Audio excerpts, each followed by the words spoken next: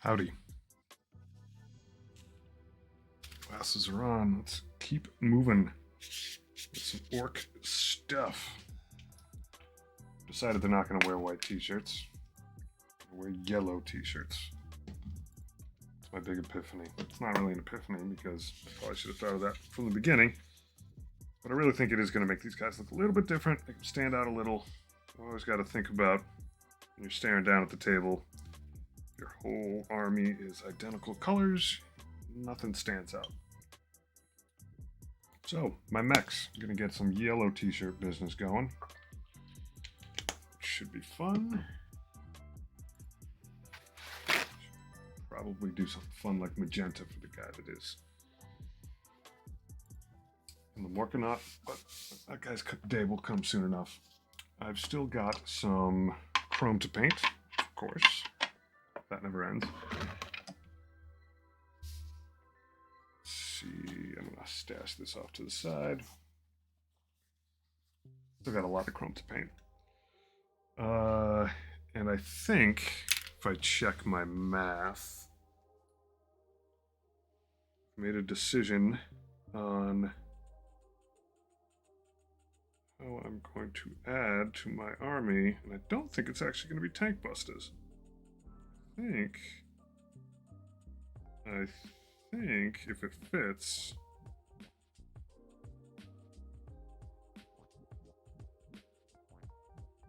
yeah, let's get rid of your tank busters. Delete. Confirm. I think there's a thing called a rucka truck. Hey, Nanu Nanu. Excellent reference.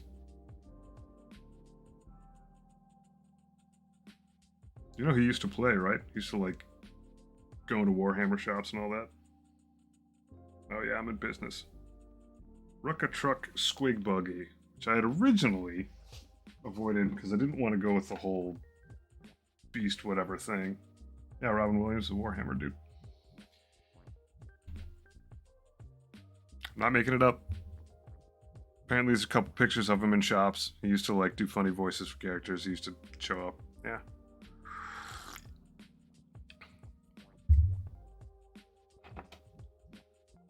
Crazy.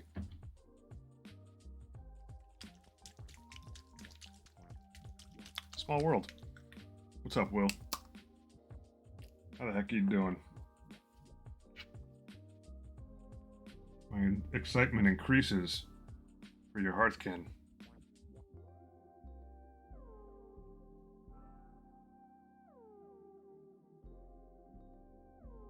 Alright, I may have to go with a yellow underneath this. Maybe not. We'll see. They're looking dope, though.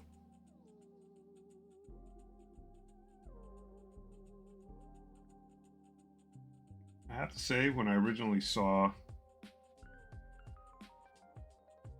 these Votan, I wasn't 100% sold on their like American astronaut aesthetic. Now I'm completely sold on it. It's dope.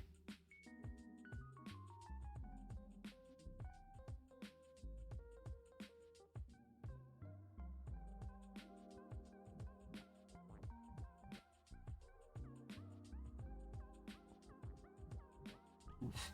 Not on the chrome, buddy. Not on the chrome. You're finally ready to lock it in? I like it.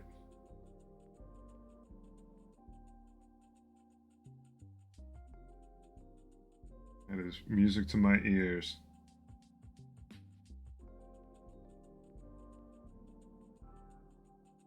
Gray helmet is just too much gray. You're gonna go with the gunmetal though?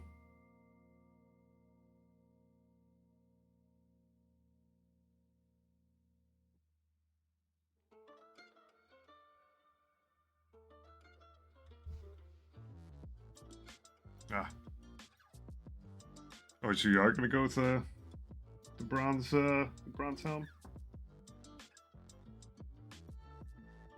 Each.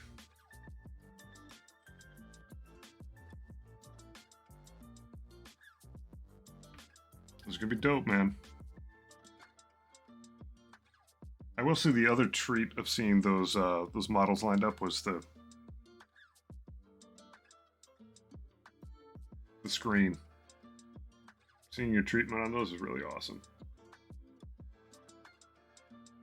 Brings the whole thing together. It genuinely, like, brings the room together in a really sweet way.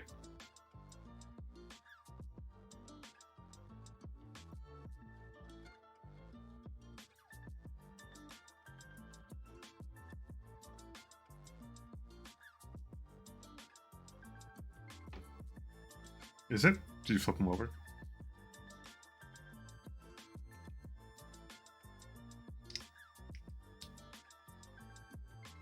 Ah, I see.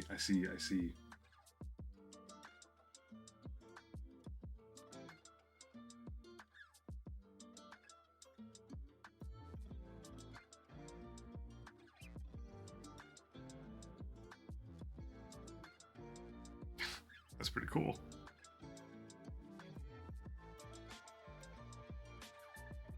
One thing to try in the future is that, like, if you've ever seen videos of someone with a really tiny brush just dipping something and having it follow all those recess lines, inks and oils apparently are the jam for that. Because now you got that color everywhere. Yeah, I feel you. Is there a way that you can set that thing aside and just, like, sub-assemble the visor, or is the visor, like, in the helmet? So I've heard a lot of people say you should do the faces or helmet first. In general.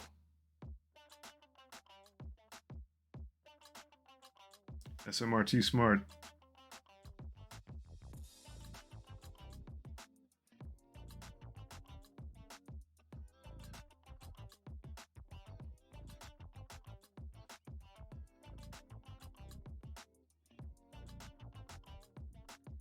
Bad Moon Yellow, you do not disappoint. You are very, very yellow.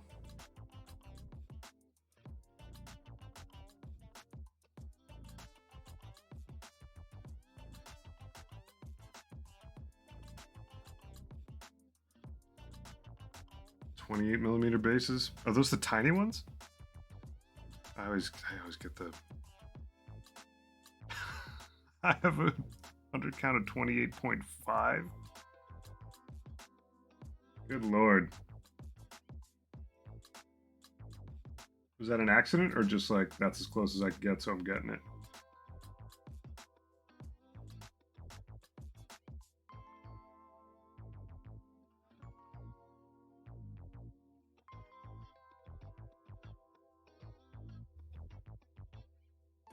Yep, I feel you.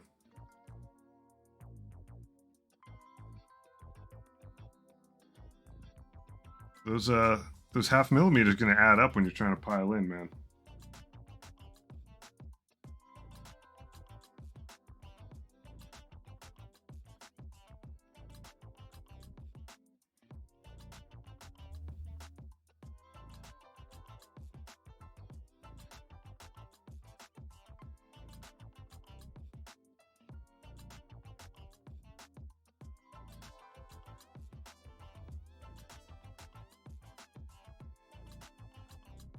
Oof. Man, this stuff is scary to work with when all your other colors are dark.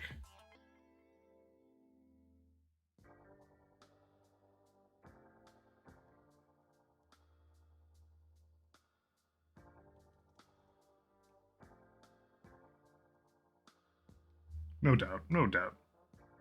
I mean, honestly, if you ever find yourself like, hey, I'm going to start going to tournaments, you may be just rebasing a few guys. Or it's such a small difference, like half a millimeter?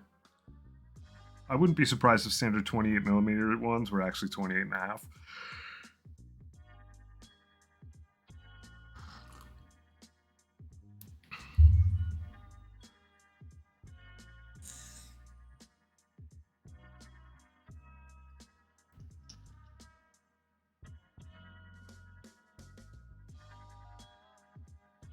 I wonder if it's the of view? Like the top versus the bottom? Like as I stared... Nah, as I stared directly at it, it definitely...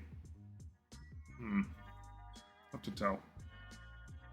You know, one thing I really don't like is like, why can't you just put the size of it like stamped on the back of the thing? Like, why can't you? Got all kinds of stuff stamped on here. There's a 52. It's largely irrelevant. That went straight through to the floor. There's a hole in my desk, which when I move, I may actually make use of. Actually, I do make use of it now. I've got a boom sticking out of it.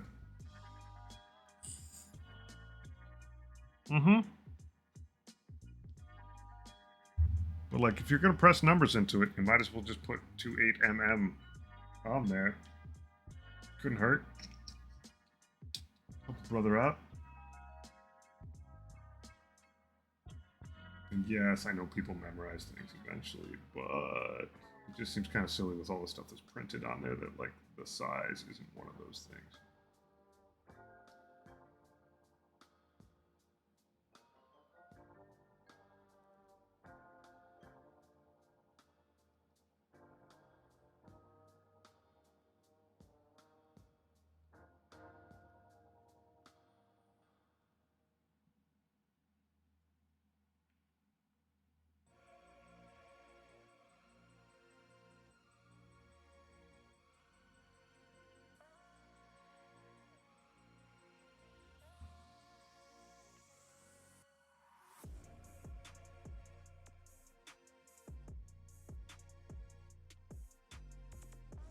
Dude, edge highlights are hard. I avoid them like the plague.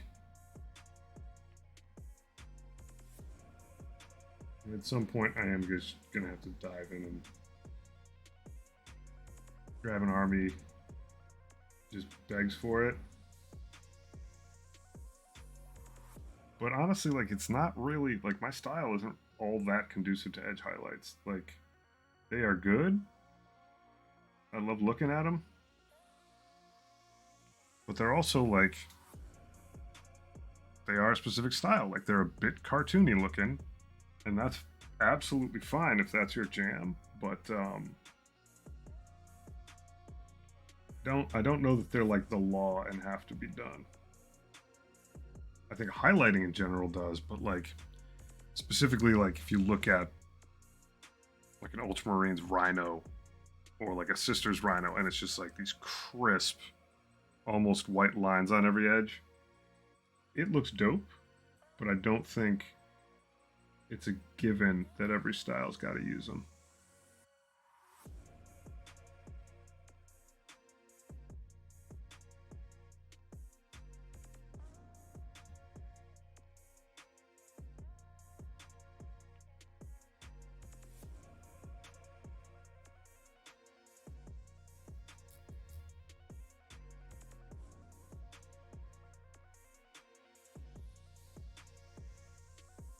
Yeah, you'll also note that I have gravitated towards messy, grimy stuff. Like the only edge highlighting that I did at all was on Sister stuff.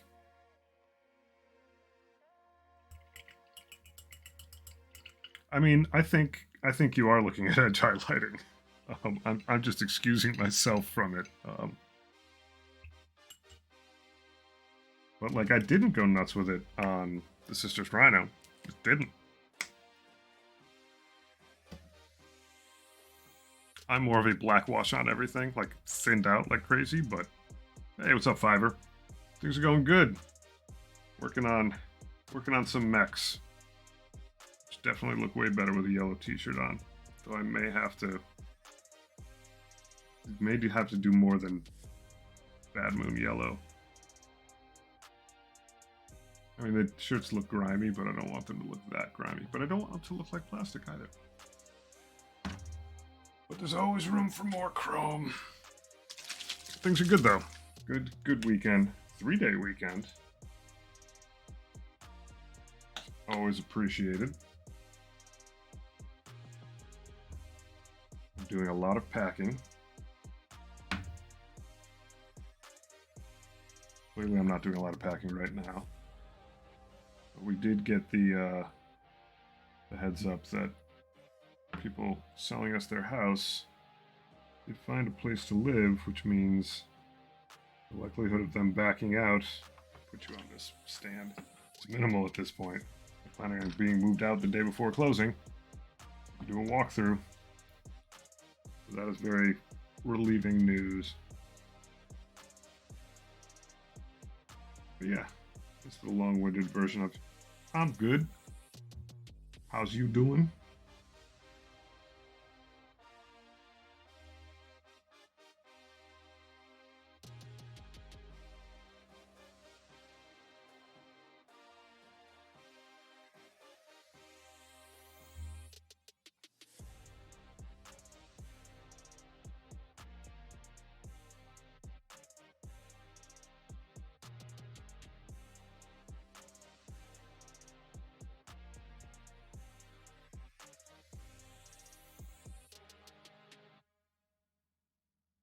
Dude, highlights are just we were just talking about highlights, man. It's rough. A rough deal. A lot of work. My opinion is that edge highlights specifically aren't a necessity depending on your style, but I do a lot of highlighting.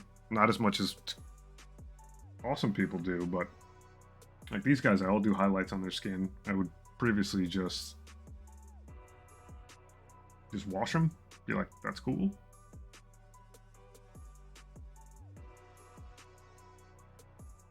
You know what? Maybe on my last night, my Lancer, I'll do a lot of edge highlighting. That might actually be pretty cool on there. I can get down with that. It also be like a very good example of like you taking on a project to get good at something, or just try it. Yeah, I don't like. I think they are really, really cool, but I think they are a tool for a very specific look. And most of my crap doesn't make all that much sense to do a ton of edge highlighting on. But it's definitely like, it's a cool aesthetic when done right.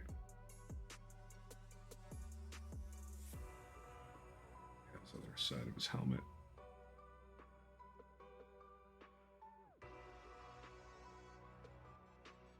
It's once again like one of those things that I celebrate when others do it, but it's not my bag. Like I've seen amazing Death Guard that are just like really interesting edge highlights, especially on the kneecaps. People are always like, "Oh, you didn't sand down your mold lines." Like, no, those kneecaps are. But man, my Death Guard are not edge highlighty at all. Came straight from the sewer.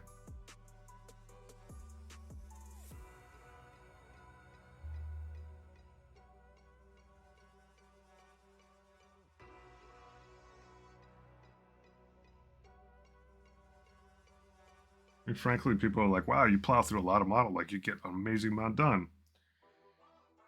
Not lost on me, if you don't do edge highlighting, you finish these guys off a lot quicker. Yep. No, it'll definitely be a good way to lessen up. And I may find that I just like it. But I've been getting like glazier and glazier with some stuff. I like highlights on skin. I like highlights on organic stuff. That edgy stuff is just not really something I've messed with much.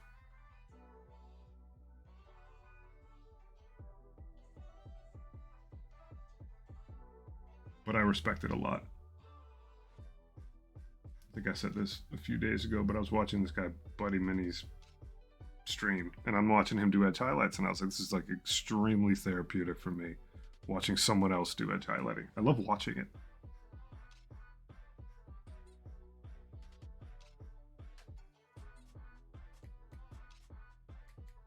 Watching someone else do it, absolutely dope.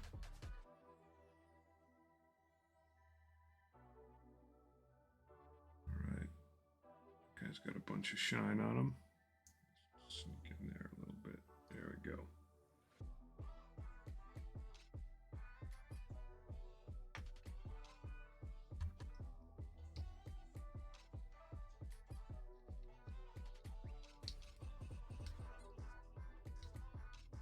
Since I'm going to be putting this one in the golden demon case, I'm trying real hard to make it look nice. Oh, absolutely. And I'm certainly not, like, this is not an indictment against edge highlighting. Like, I have the utmost respect for it. And I do think it looks cool. It presents, I've seen edge highlighting on some models that shouldn't have had it, and I haven't felt bad about it. It's like, it's your call, but I don't feel like it's a rote necessity. That said, you know, as you start getting into that real artist level stuff, it's people start making them, they start using more artistic techniques, and it's, you know, it's important. It is what sets something apart. Like, edge highlights make something look absolutely amazing under good lighting, and then pretty darn good still under not so great lighting. My models don't look so great under not great lighting.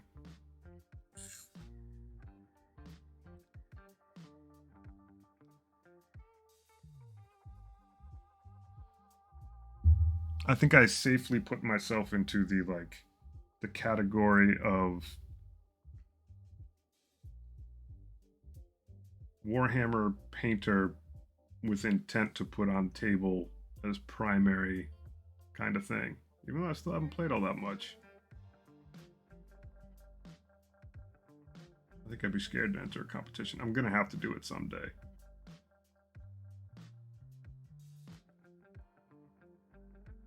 But like so many things with this hobby, all kinds of crap that have been like, I don't really do that. And then I set myself to a project where I have to do it. And all of a sudden I'm like, yeah, I really like it. Very style over substance. Good. That's the big thing, is like, do your thing and do it well. Be happy about it.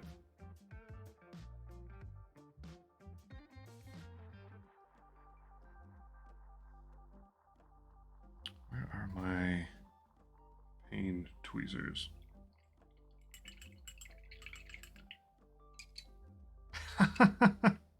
You use freehand to do that. I mean, that's freehand's not easy, man. There's a loaded statement right there.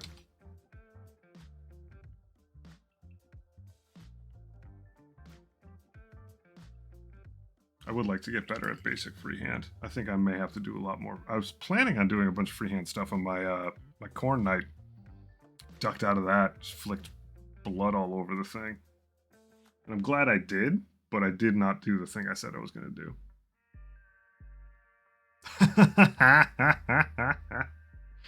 Well, it's true. The freehand stuff is like, it is enviable and challenging and scary. Like,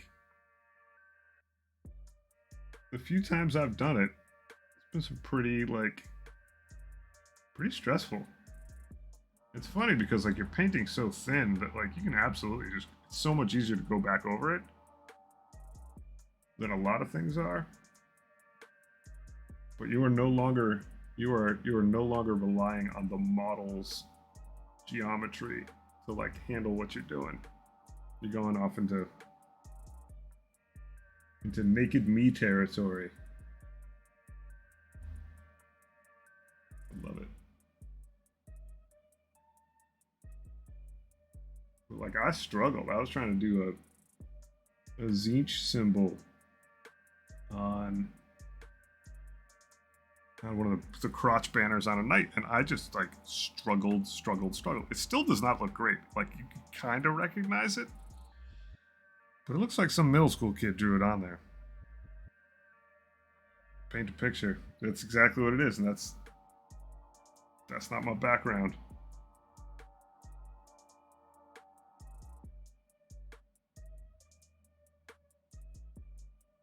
I love stuff that is, like, freehand painted well, though. Like, I think I could get good enough with doing, like, symbology type stuff, but I don't think I'm ever painting a picture on something. That just sounds tough.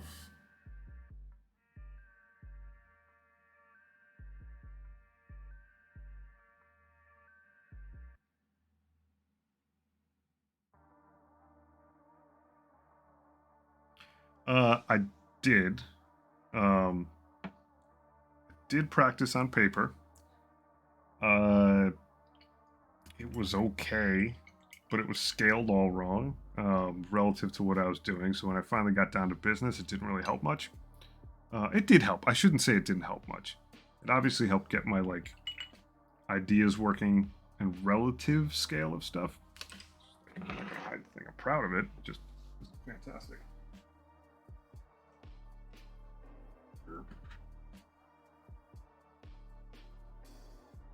Like eyeball birdie weird thing. Like it has all the components that are supposed to be there, but like it does. It looks like a childish drawing.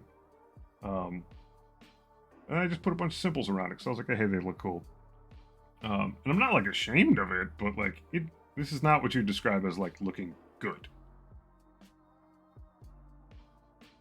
But I had to go over it a bunch of times. I had to like apply a bunch of extra stuff to it. But I probably should just practice painting a bit. Because, you know, it's a thing.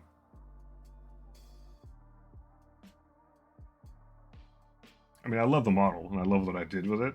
Not like I'm very happy with the model, but objectively, like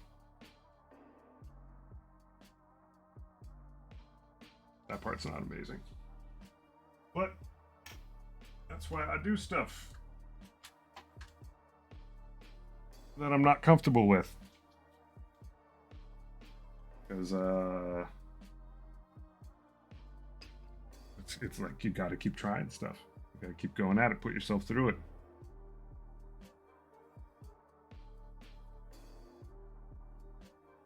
But I think at some point I'll have to like.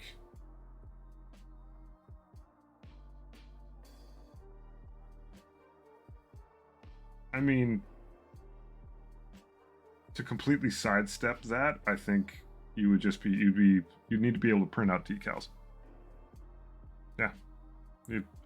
And truth be told, I did like consider some amount of stenciliness. I did print out a bunch of symbols, and then I couldn't find an effective way to really stencil it. Or the more I worked at like trying to stencil it, I was like, dude, you should just suck it up and paint the thing and live with it. I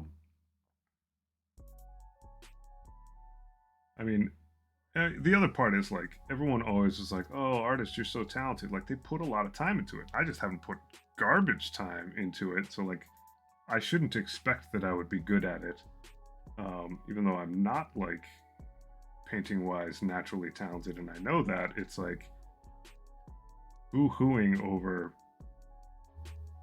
3 or 4 tries, because really that was 3 or 4 tries on that one piece. Is nothing.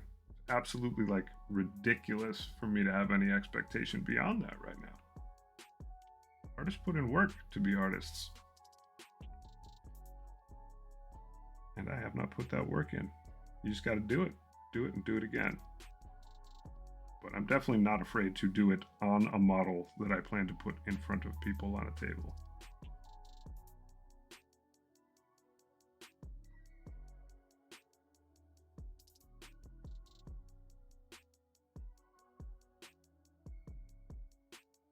Yeah, I have to pick a project that is conducive to it. Like, get a combat patrol that has that like ton of heraldry on it. Like, what was the one that just came out? A bunch of First Legion dudes.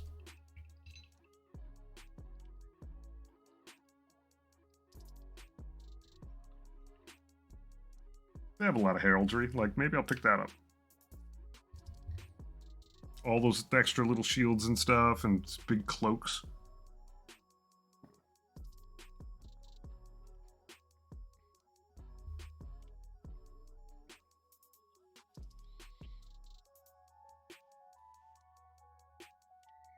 Like I feel like if I get something combat patrol sized, that I mean, frankly, I could just get the Space Marines combat. There's one of the combat patrols has a dreadnought in it. Yeah, I basically just need to do Space Marines, which I'm not as interested in. But like that's where all of the like I'm kind of like metaphorically knightly comes into it.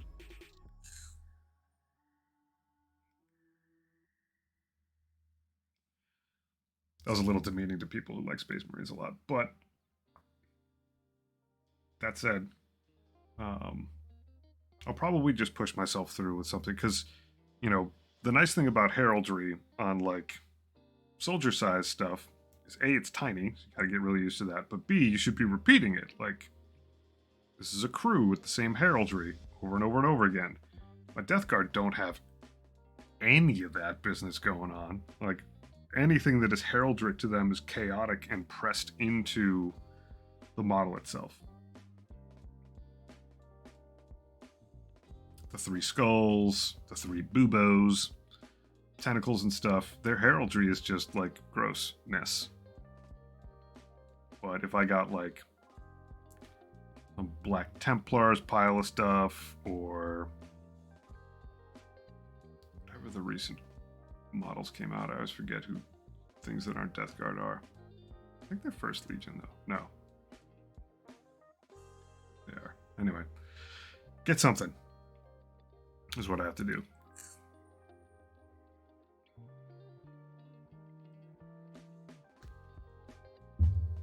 Get a whole box of crap.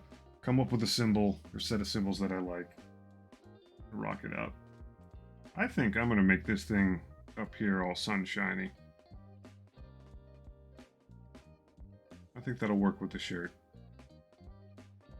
And I think I'm going to use ink to do it. Yeah, whenever I get ahead of myself and I'm like, oh, I'm not really good at this, it's like I do have to remind myself that people that are good at it, they might have started with a little more talent than me, but like they always have just put time and effort into it, and that's how you get it.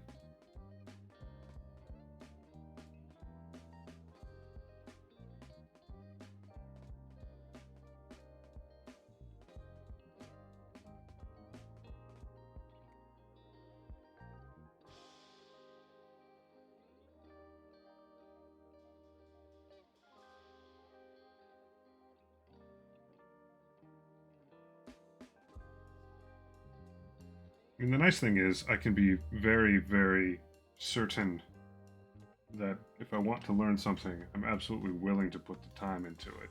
I'm nearing 2,000 points of orcs with the desire of like doing a lot of skin work, doing a lot of airbrushing, which like all of these things I've absolutely done, and that was like sort of the quest.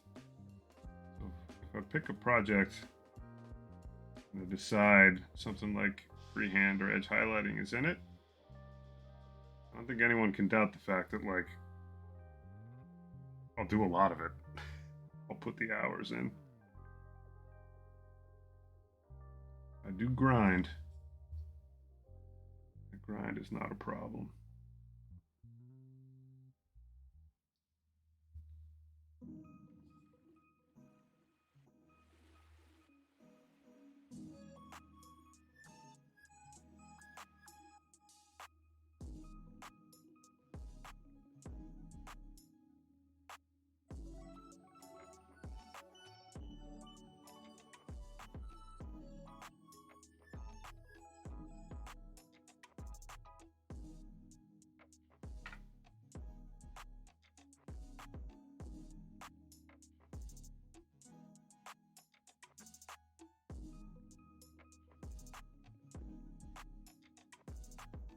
The amount you get back when you like grind out some sort of skill in this hobby is like pretty amazing. Like, if I reflect on all the little toolboxy things that I've had to pick up, it was a lot just going through my Death Guard. Like when I started out, I didn't wash anything really. I mean, I knew that it was a thing and I did it a bit, but I didn't really understand it. I did it a lot and I understood it better. Dry brushing for a while, never messed with it.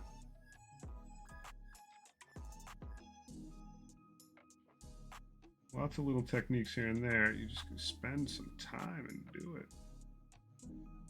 I'm sort of a liar, but I don't think that it counts in terms of freehanding, because I sort of picked something kind of silly, but like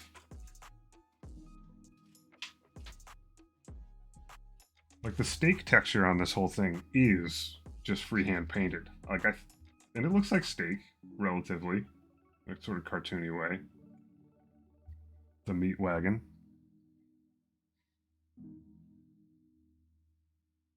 But like, if you told me like, hey, I need a horse. If I need anything that is like not shapy, yeah, it is. I mean, it's a demon engine. You got to figure the Death Guard have one of them that's just like a slab of steak, wagyu beef that's like somewhere between fresh and rotten at all times. Thank you. That was exactly the response that I wanted. It's so meaty.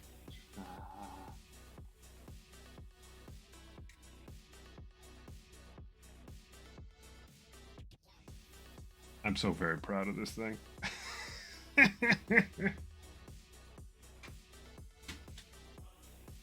thing is Death Guardy AF. And what's great about it is like when I when I play Death Guard, it's like all the grim, grimy, and I knew this going in. It was part of the reason I did it. All these grim, grimy, green, murky dudes, and then this meat wagon rolling through. Funny. Definitely got some raised eyebrows the first time I dropped it on a table. I was like, all right, my plate burst crawler.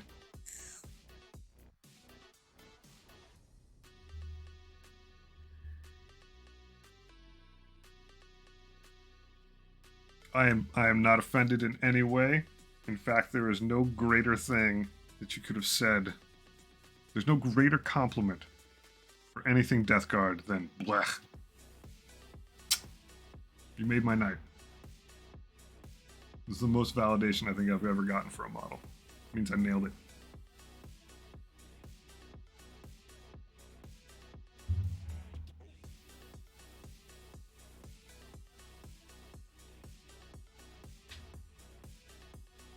I mean, case in point, if I edge highlighted this thing, it would look wrong.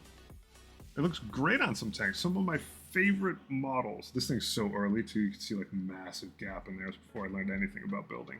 The tank treads are on backwards because the instructions tell you to. But this sort of like I think circles back around. And hey, what's up, Rikos? On sort of what I was saying about edge highlighting is that like you can't edge highlight steak. Just shouldn't. What? I love this model, and some people have like ultra. The model itself is very conducive to edge highlighting. People have ultra crisp, beautiful green or off-white Plague Burst crawlers, and as a model, it's perfect. It's got like this little tiny like seam edge there, all these entire like the little divots all the way along this. It's dope. Like it's perfect for it.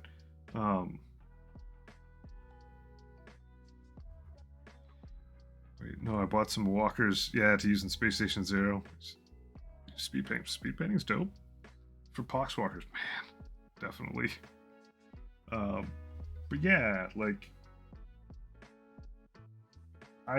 the fact that someone who is like as visually artist novice as I am, and like being generous here, like the fact that I have a style of some sort is just kind of a testament to like how cool the hobby itself is.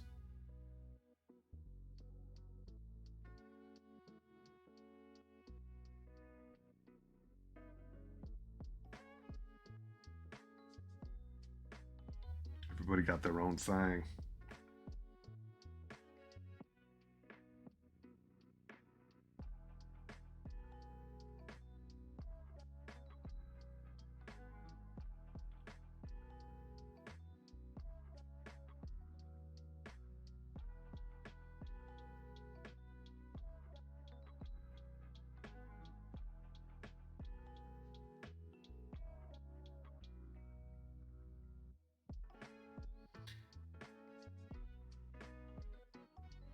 Part of the reason that I like the Nurgly Death Guard aesthetic is like it does have several flavors. Like there's some people who are just absolute like witches and sorcerers with material corruption. Um, and that I just find awesome.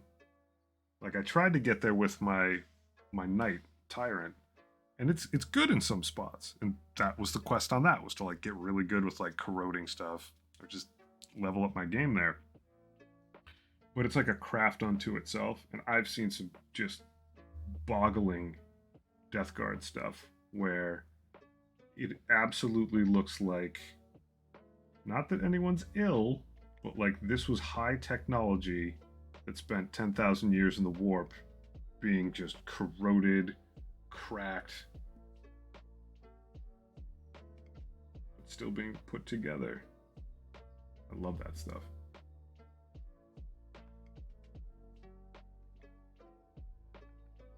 Sign me up.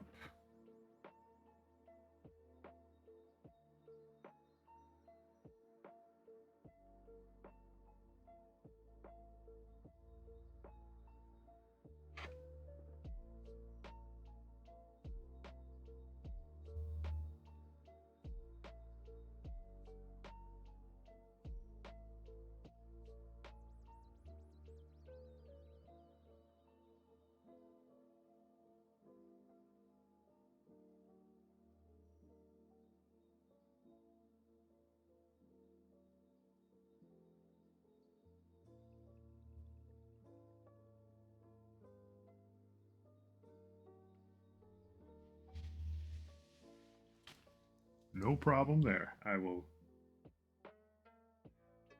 happily carry that torch of corruption.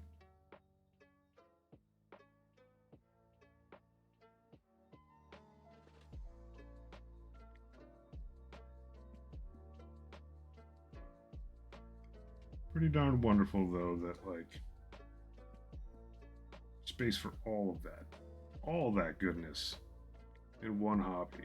Like it is so aesthetically diverse even before you get into people's styles, like personal takes on styles.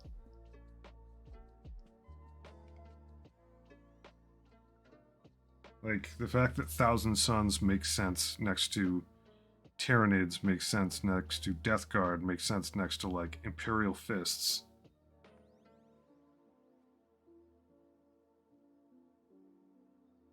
Oh yeah. Oh yeah. Alright, let's get our yellow on. I think I'm gonna try to use, well, I'm gonna give Bad Moon Yellow a shot over Chrome because I'm curious how it looks. Let me give it a shot.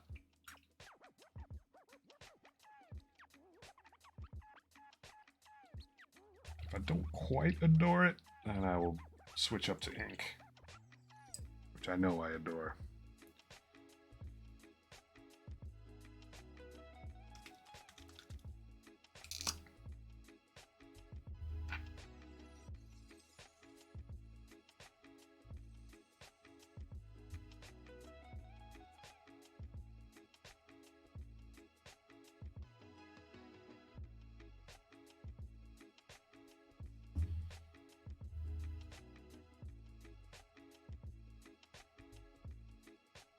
I'm going to let this dry a little bit. I'm going to do the comparison test and hit some ink also. I think the ink's going to win. It's kind of tough. Like, ink is really strong stuff over Chrome. I've just found that I really like it.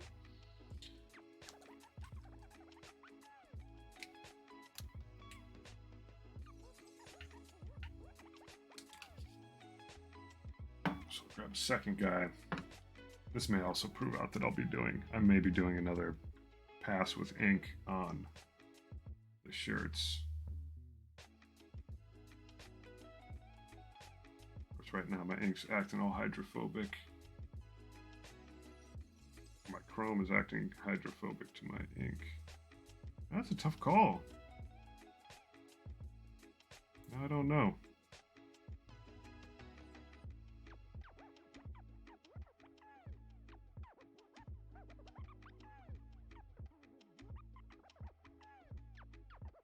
It's also kind of glopping in there. Maybe I'm wrong. Maybe I'm completely wrong.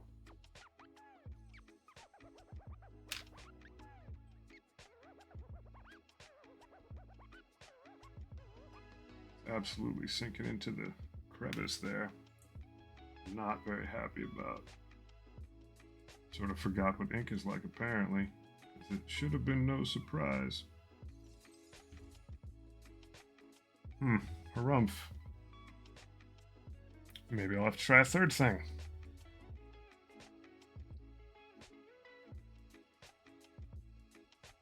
I've got demonic yellow and imp yellow. I'll try some imp because I've never used it. The last thing I could try is something gold, like gold plus yellow. That could be happening. Drop in there.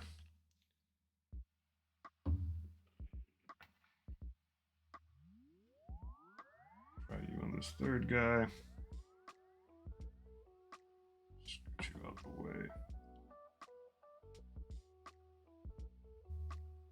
That's buttery, but definitely not yellow enough.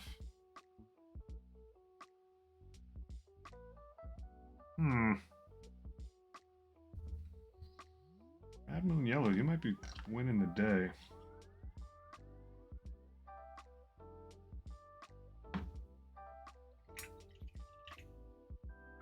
Alright. One last moonshot idea.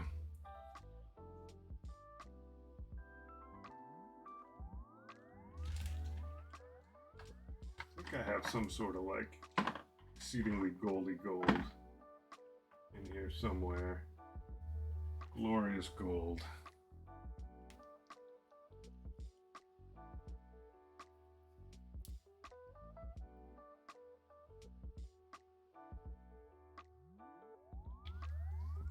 I may mix that with a little Bad Moon Yellow. So there is some next to it, but I may need to grab some more. It's so bright. It's so weird in how contrasty it is.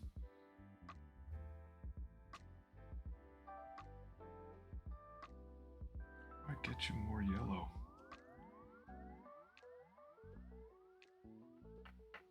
Yellow's just such a weird thing to work with.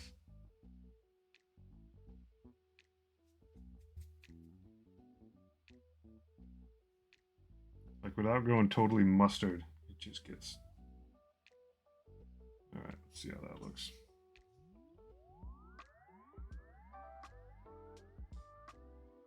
Yeah, I think that's going to work better. The coverage is A, better. B, it's got some amount of metallic in it, which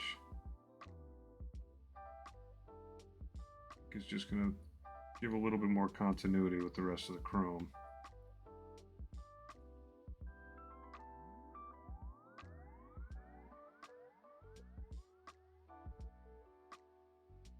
It's getting a little too red, though. Am I really talking about, like...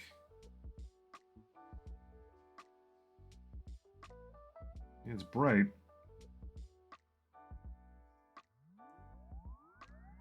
I wonder what yellow plus silver gets me.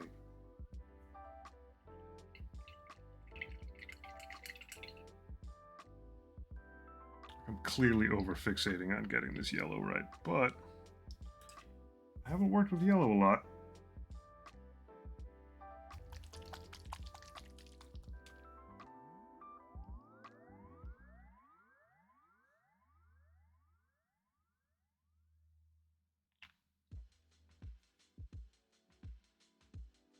And that plata silver plus white was pretty despicably bright. Alright, I think I need something thicker. It's actually a paint to go in there.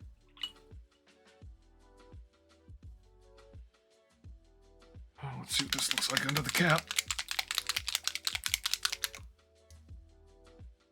Never-ending quest for yellow.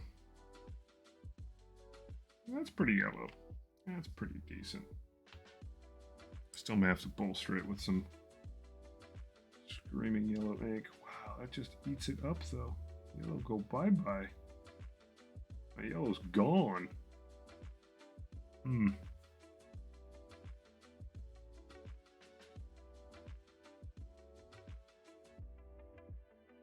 Maybe it does have to be yellow and gold.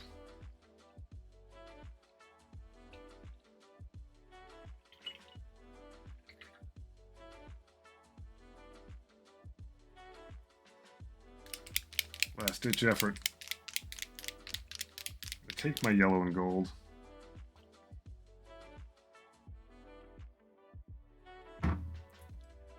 See if I can bring it up a little bit with some white. It's not bad on this guy. It's not bad.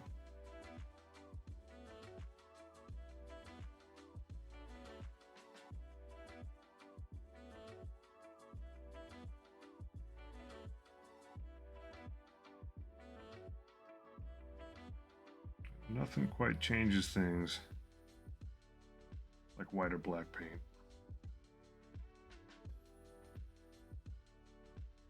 Alrighty.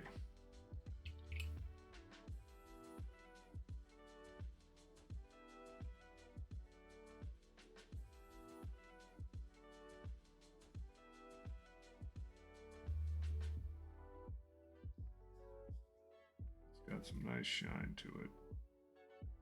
Chrome's still coming through it, which is good, what we want.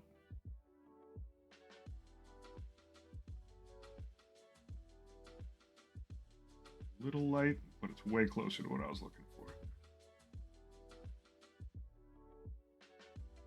You know, it looks all sunshiny.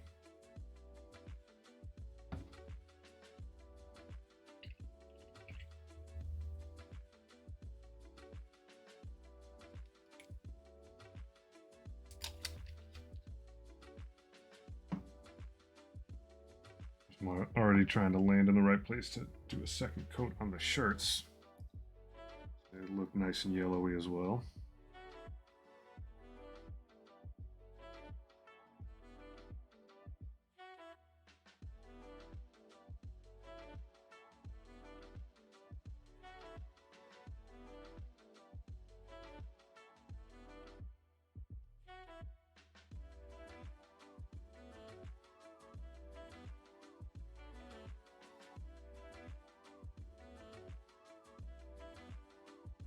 Endless quest for yellow I actually like.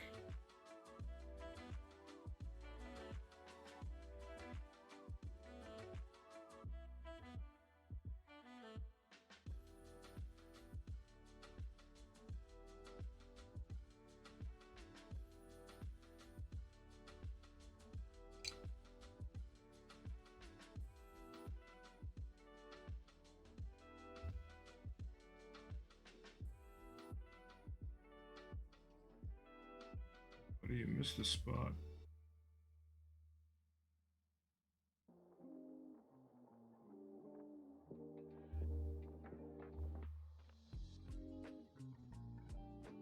There we go. Now we're cooking yellow.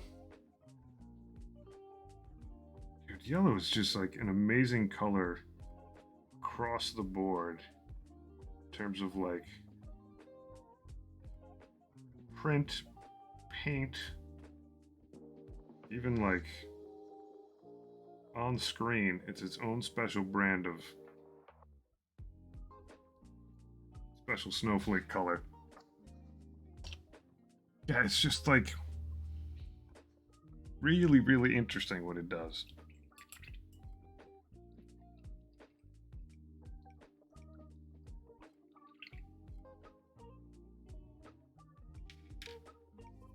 I just find, and like obviously everyone who ever went to art school or I don't know, took enough art in high school, like just having different pigments on the palette and like mashing things together, really awesome. But like RGB doesn't actually, it works on screen, it doesn't work on paint.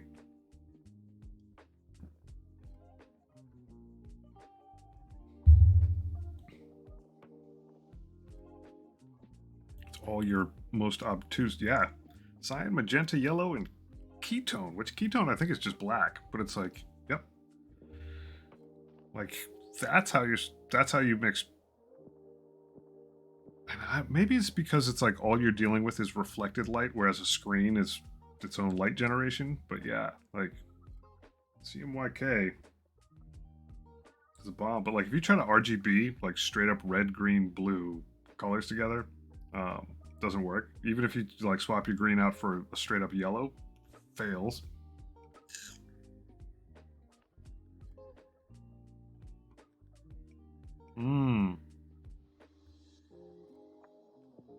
Makes sense.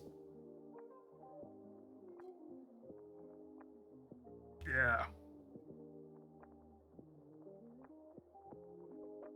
And I wonder if it's just that, like, because we don't have yellow cones. So, maybe yellow is so interesting because we're never going to perceive it correctly. Like, it's almost like a space between things that has to be translated.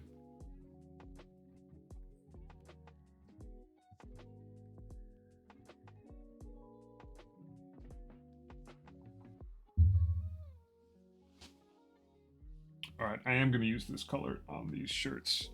Just slightly thicker second coat. Should brighten them up thusly. Oof. Little stumble there.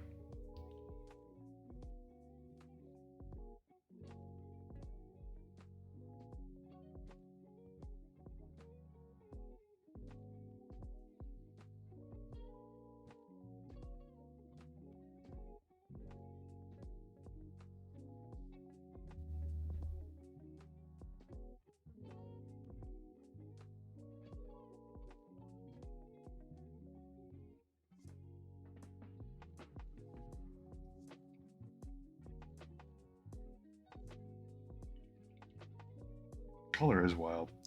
My first boss in the games industry, art background.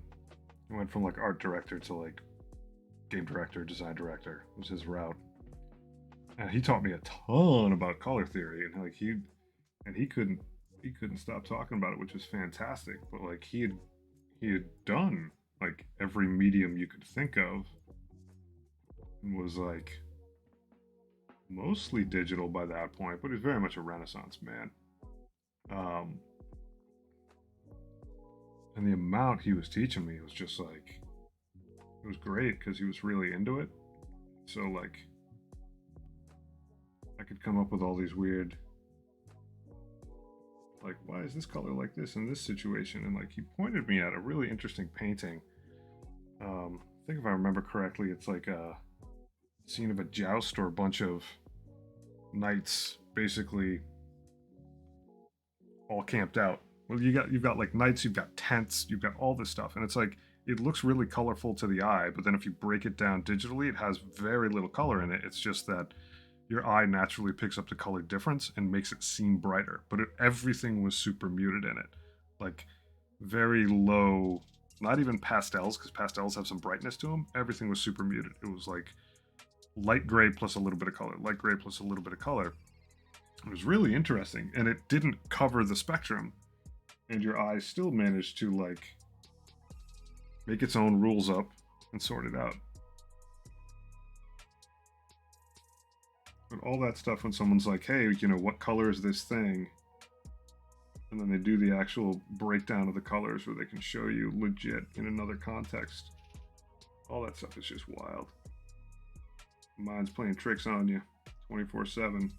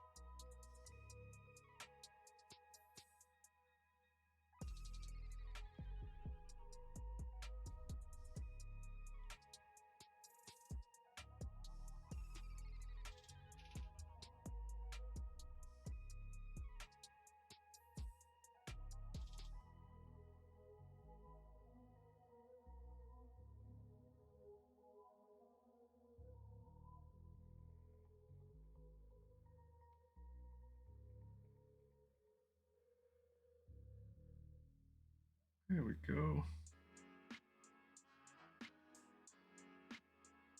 Working our way through it. I should really put this on a handle. Yep, see what I did? I just mangled his whole arm. Famous words. Hopefully that paint is super thin.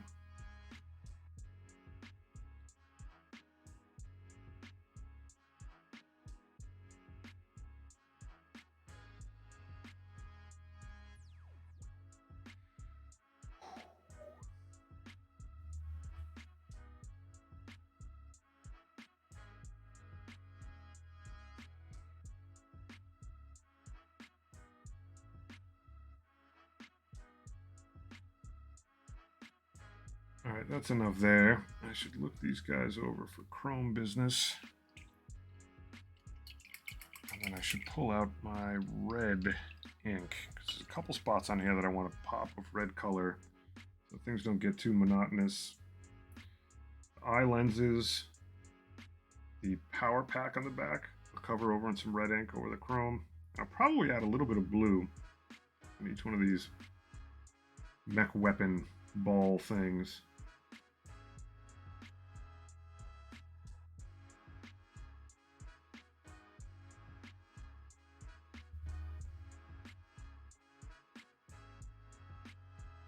Both hands.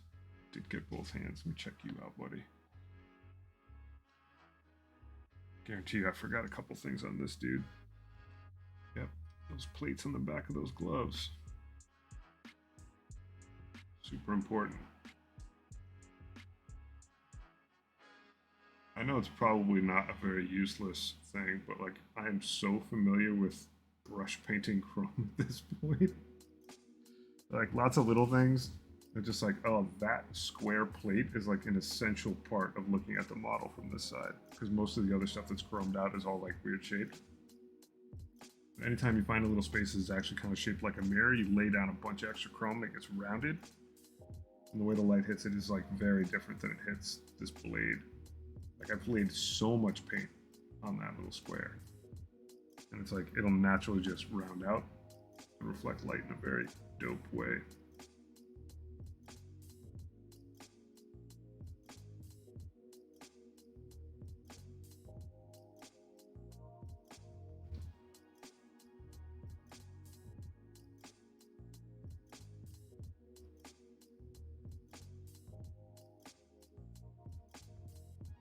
I'm probably never going to use chrome again except on orcs.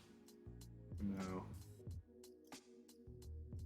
Spent so much time with chrome.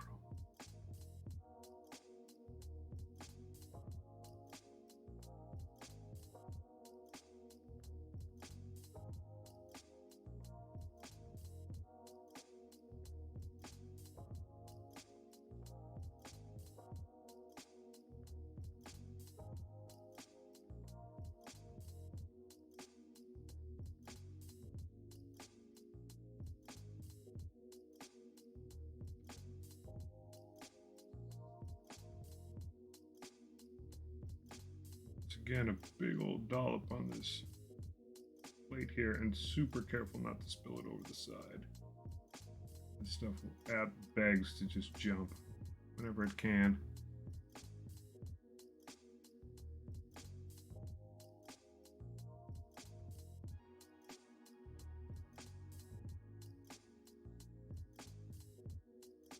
Good, I didn't spill it on his face. Good job, me.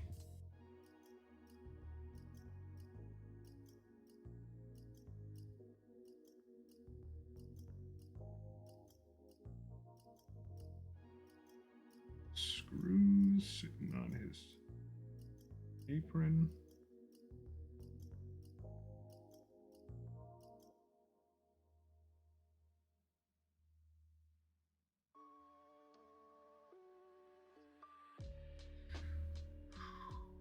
All right, got that electric bolt, that whole box. I may be able to switch up to red soon. This guy should sit and dry a little bit. You know what? I'm a liar. I'm going to let the chrome dry a little bit, and then I will safely dry brush, tiny dry brush over some of the leather stuff.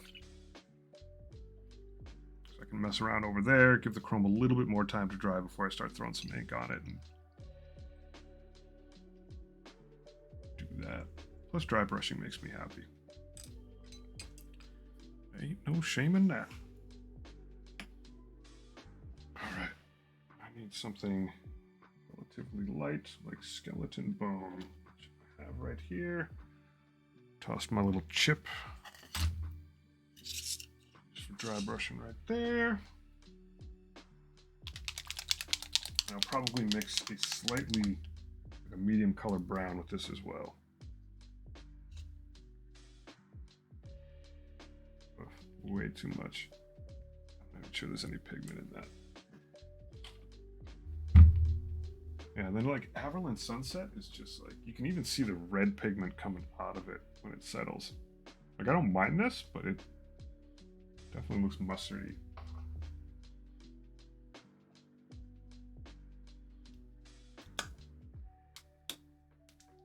Shake your paints.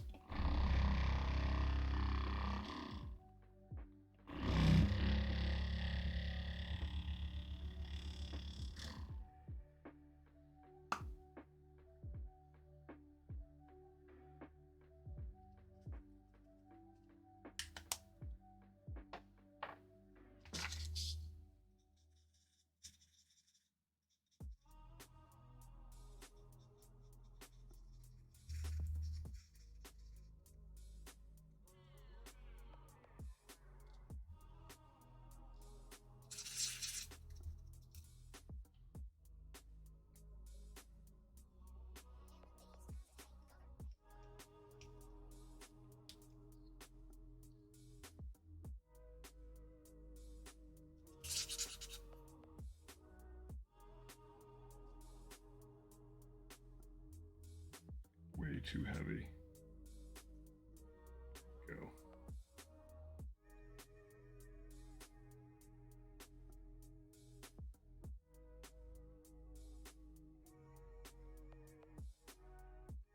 So the way these boots are set up is that they're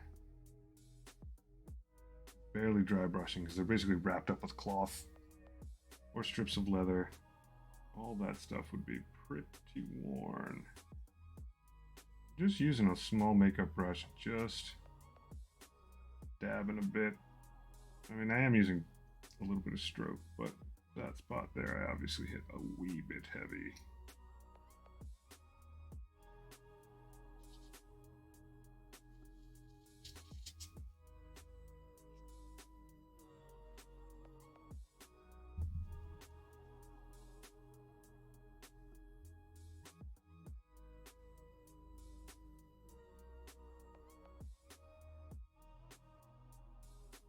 There we go. We're in a better spot.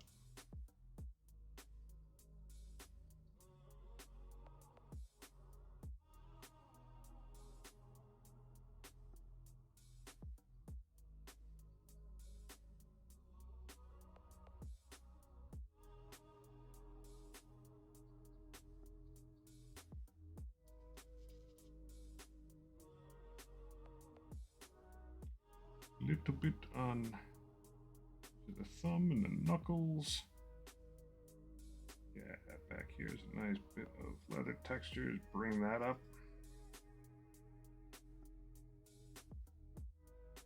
Just gently sort of scooch in there a little bit. I'm not getting any chrome on anything. Sweet.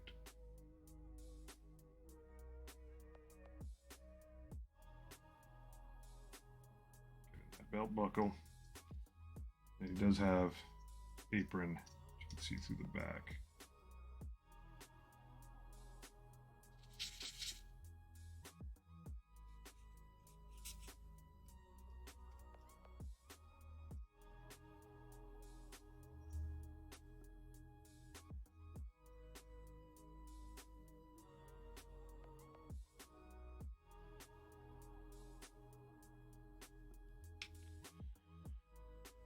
Nice and relaxed.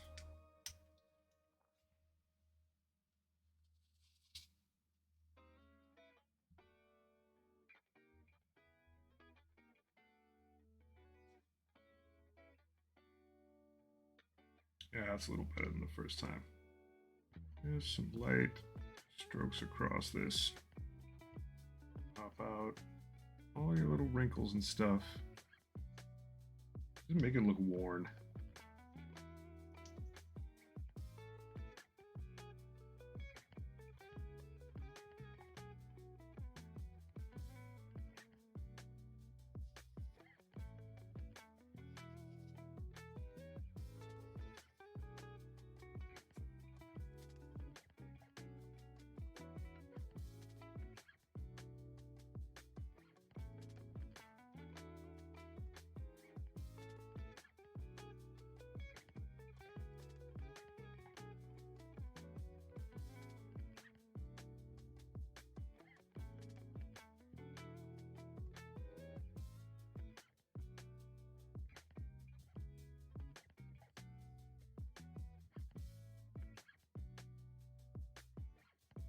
One of the things that was like took the longest for me to really understand is just how little paint makes it, how small an amount of paint makes a difference.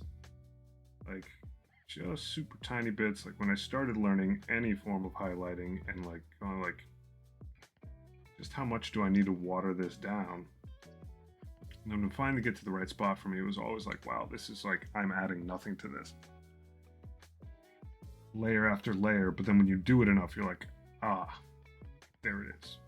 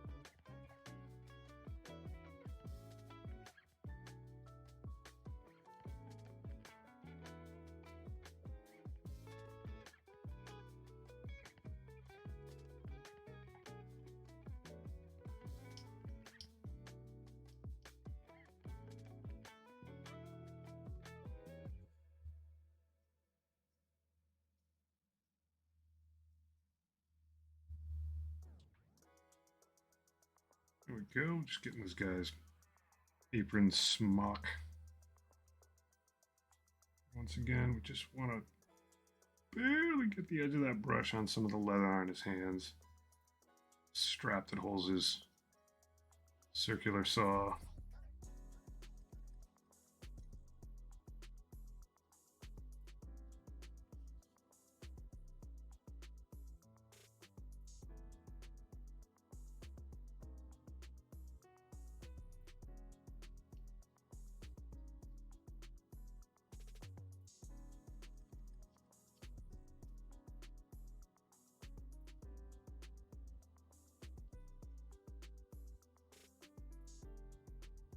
Sort of like edge highlighting, but cheaper and easier and less accurate.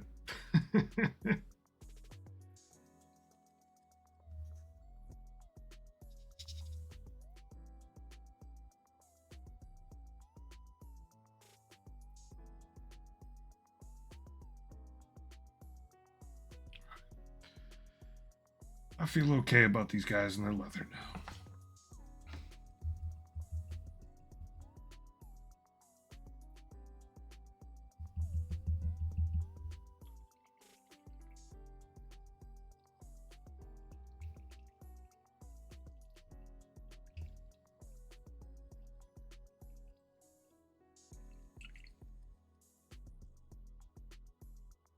You gonna get clean for me, dry brush? I know you're tiny.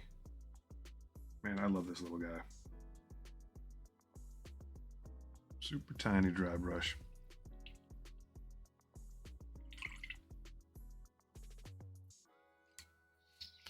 All right, let's sip some tea. Think about what we've done.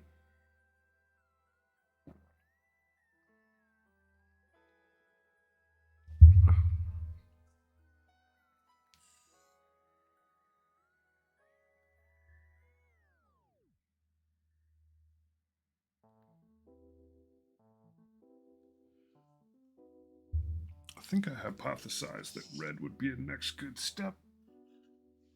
So let's do that.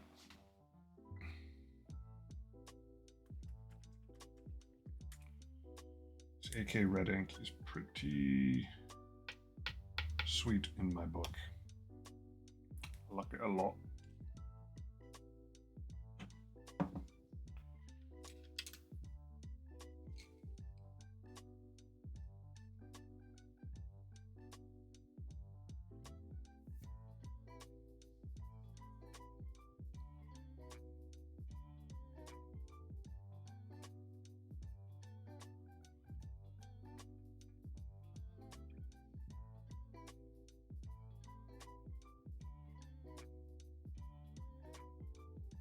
Missed that mark. Let's try that again gently.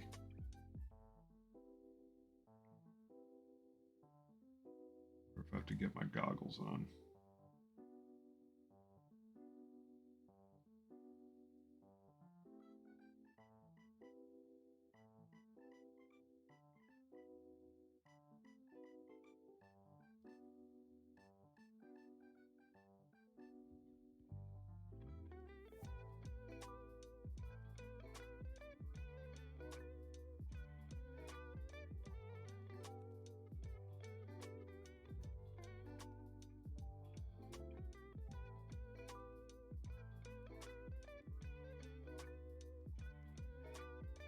Definitely do not overload the brush with this stuff.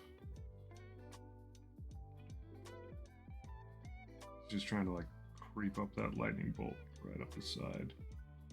Like watch it move. Alive. So alive.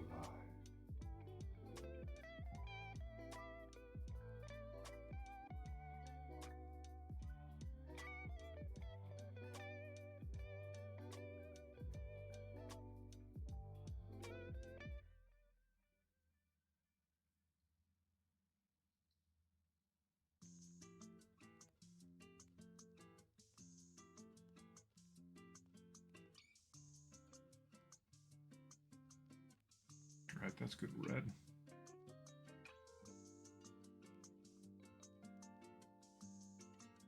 I can clean his eyes up a little bit later.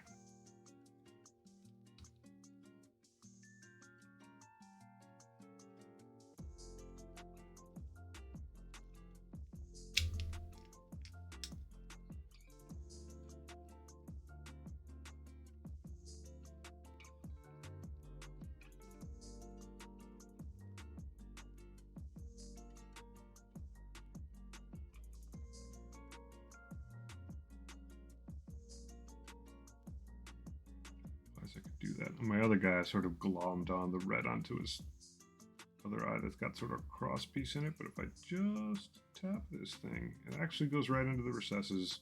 It behaves nicely. Well, nothing wrong with them looking a little different. They're all unique in their own special way.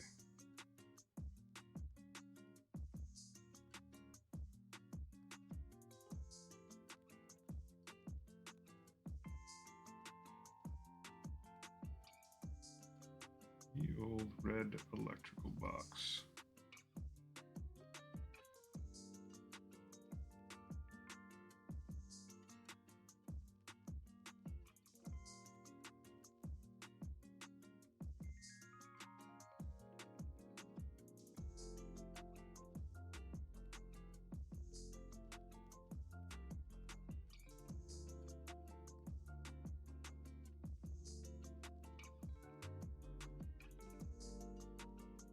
Just an opportunity to get a little bit of color that jumps out at you. Some of the front, some of the back. Just a little bit from the left side.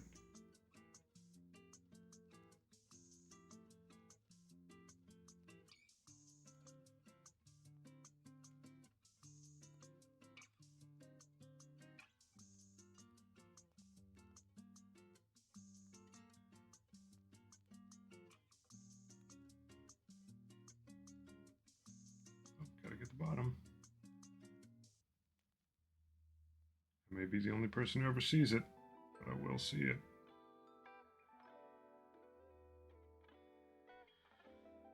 Hoot.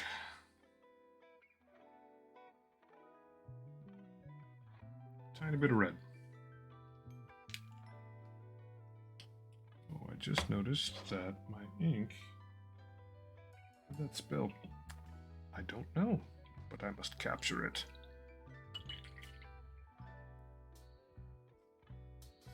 By capture it, I mean don't dump my model in it.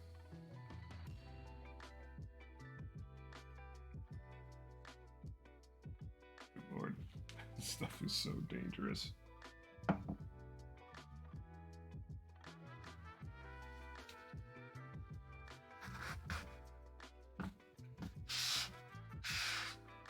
Weird. All right, got it.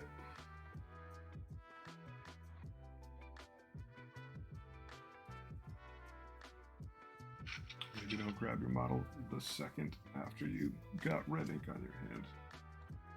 There we go.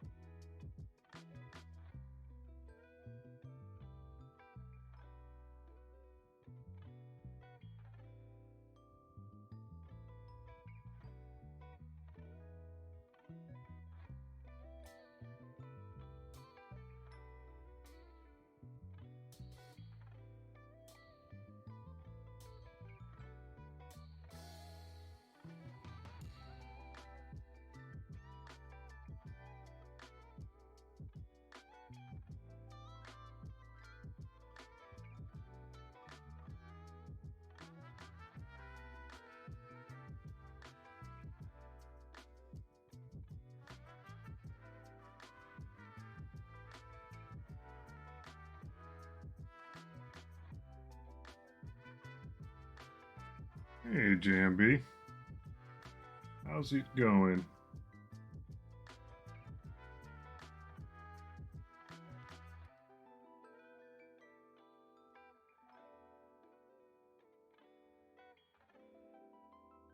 Just still working on these Ork Meks. Gotta get a little color into them.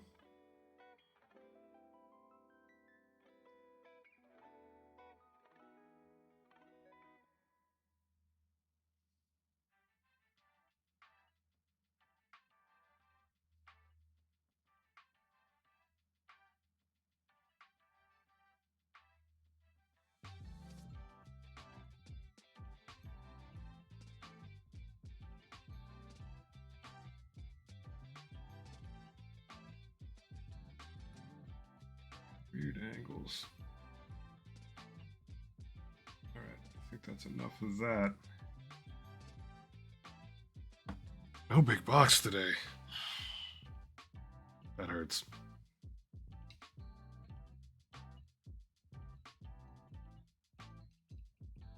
I feel for you. I do find that my Warhammer orders have brought me back to the eternal state of tracking shipments a lot more than I need to stay sane. Like most other stuff, I don't really care. And I do order quite a bit of stuff on Amazon, but the models and paints, man. Me with my face pressed to the window.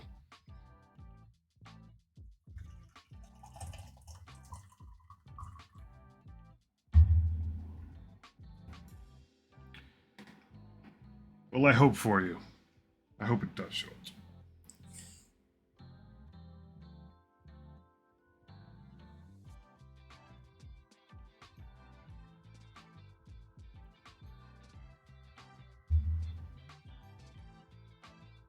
All right, I need to find some blue ink.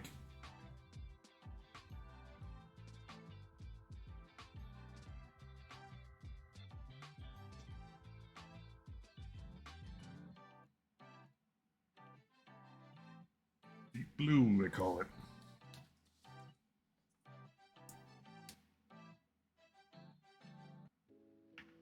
does look deep blue. I may actually use it on some of the lenses on the Morkanaut.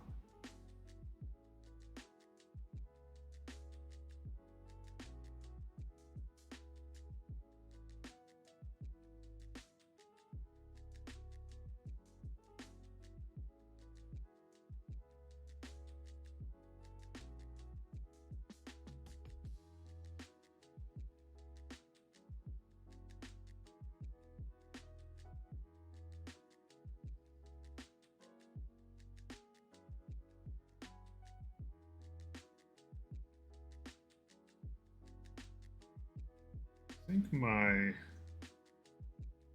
Rogue Trader Kill Team box is up in a day or two. I did put in some weird bids on fiddly bits on eBay. Trying to get myself some tank parts. A, for basing and finishing my Morkanaut and Gorkanaut. B, kit bashing parts for my Stompa. I hope this doesn't turn me into a person who just sits on eBay looking to close bids all the time. More power to you, but like, I don't need another thing to pay attention to.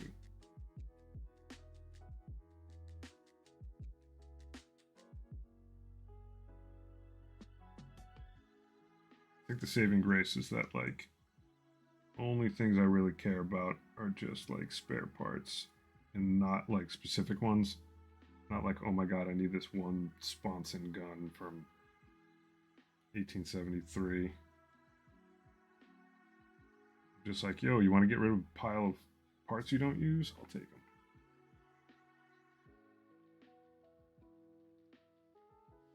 them. Too much paint as it is. Yeah, I mean, I'm really just trying to find a vehicle or pile parts that I can use to make it look like my Morkanaut and Gorkanaut just ripped something in half. And the sad thing is, I think at the end of the day, the perfect size and layout thing is actually a Dreadnought. It's got two legs. I cut the thing down the middle, make it look like a doll got ripped in half. Have some wires coming out, maybe a spine or something. But I don't think I want to drop that much money on a Dreadnought, and no one is getting rid of like a Dreadnought at a decent price. Or a bargain price at least. The price is decent relatively, but the thing is I would be using all of it on the Morkanaut and Gorkanaut. Whereas like if I could just get a bunch of parts, you know, one of those just odd lots of piles of bits of tread.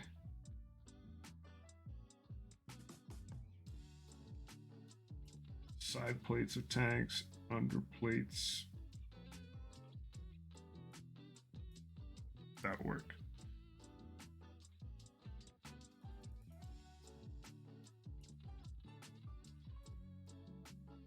Alright, he's definitely got some color on him. I think I did some squirrely stuff with...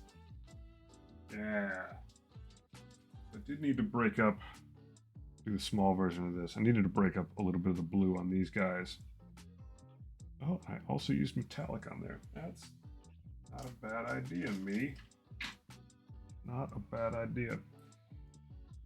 These orbs are like the same thing, just wicked tiny. So if I can get a little bit of metallic gold on there, it sort of breaks up just how monochromatic and heavily blue that blue is.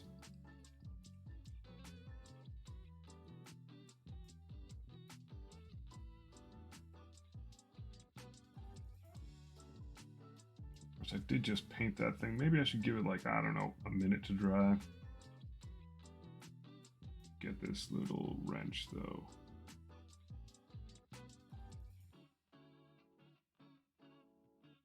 Now it's a gold wrench. Yeah, I can carry that over. That's a dope move. I dig that.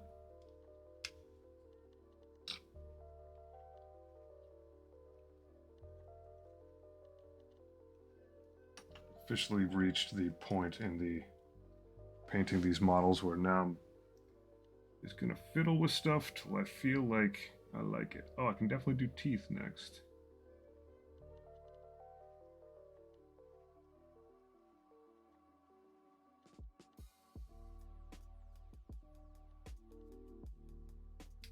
Hold on the helmet.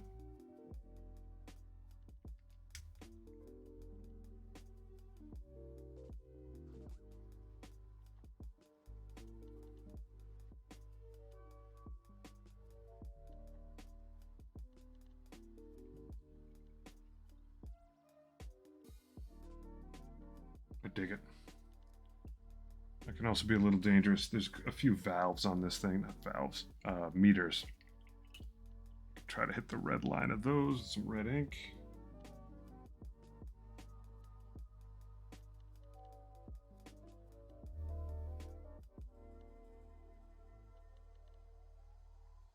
Or just fill the thing with red. Whatever works, apparently.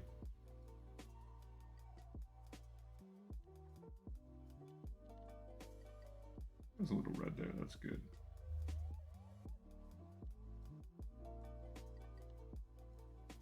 Yeah, I like it. I like it. What the Sam heck else? Oh, now I got to do it on all of them. In for a penny, in for a pound.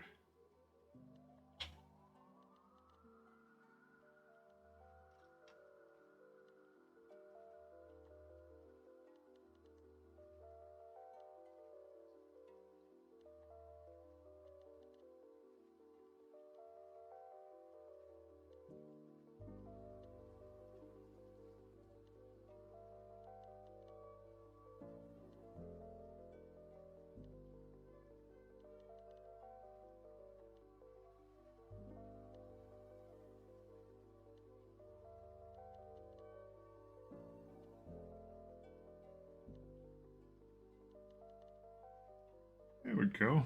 That wasn't too bad. Felt scarier than it was.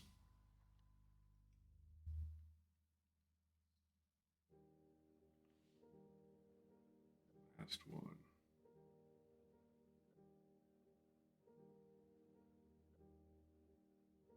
We'll do some teeth.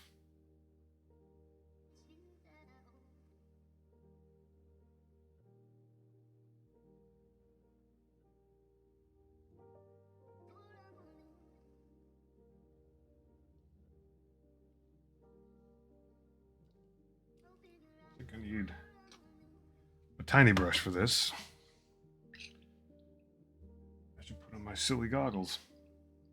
My glasses, my glasses.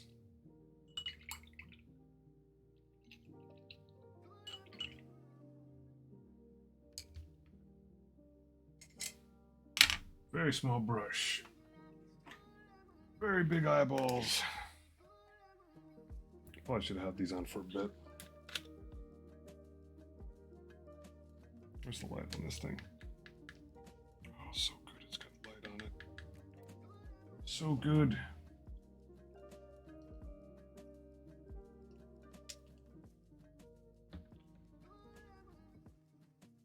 All right.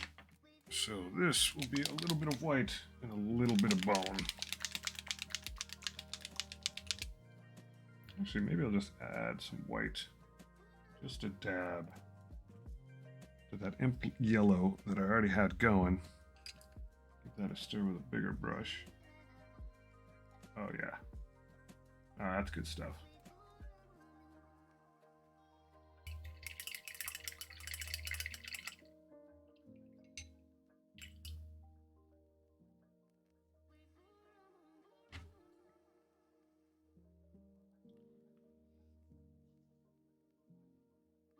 Oh yeah, much better. I see you.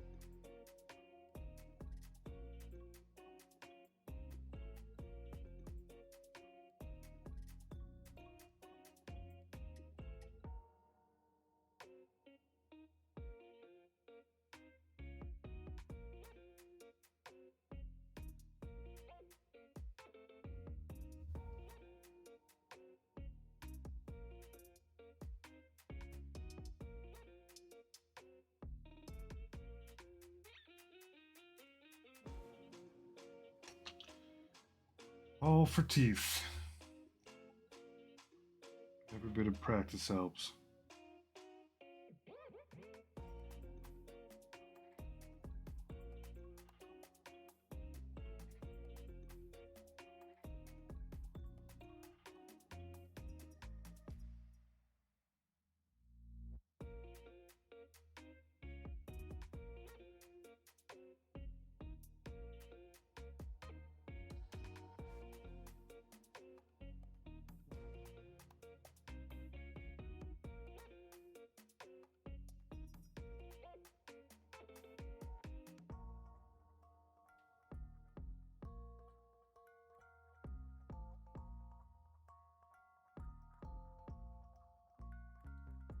Got some decent teeth. Once those get a little wash on them, it'll little bit of depth to them and should be okay.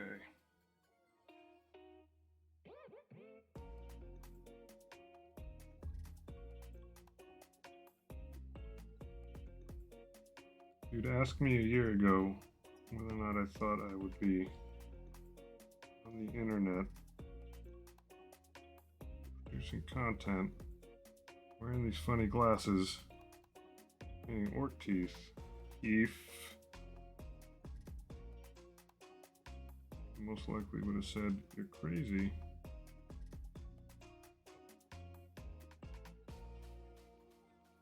But here we are.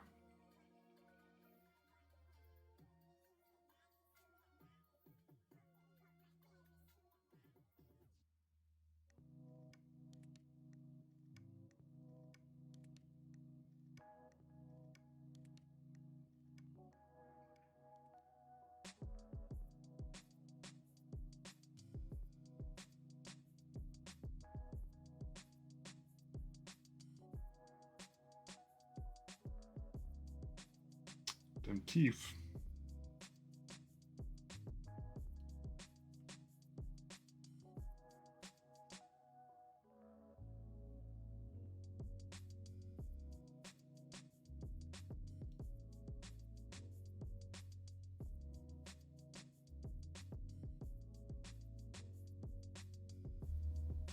There we go.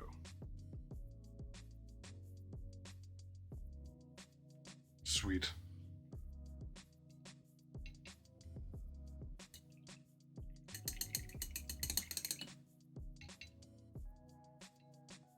I need to like mega clean this brush.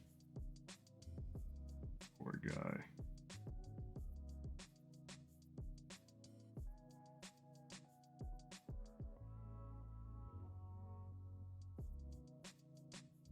Get back into the fold, Sonny.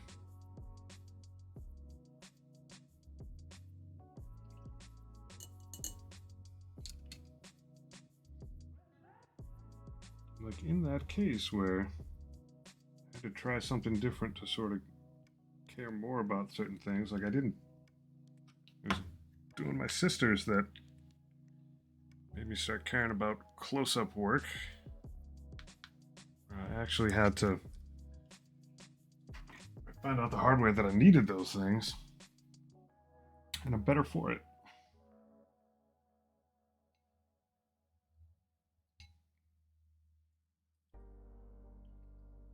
Maybe not a better painter for it yet, but a better understanding of how I am. That thing may actually be coming back soon. All right, we got to get the steel toes on his boots. That's an important part of the outfit.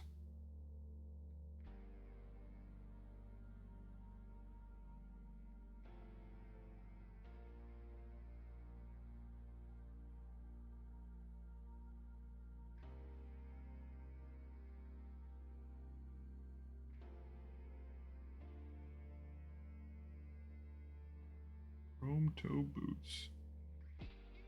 OSHA compliant.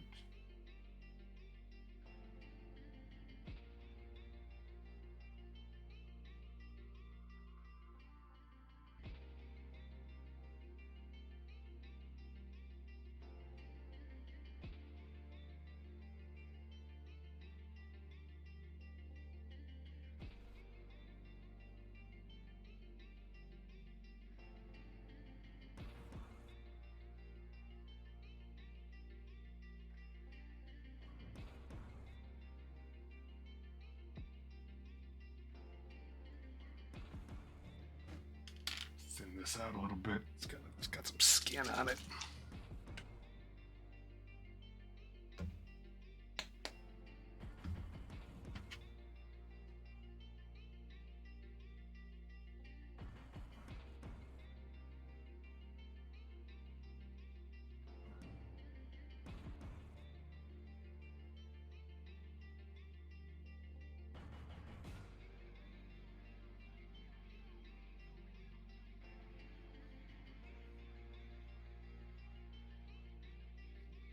Oh, just super taking my time on these guys. Nothing to rush.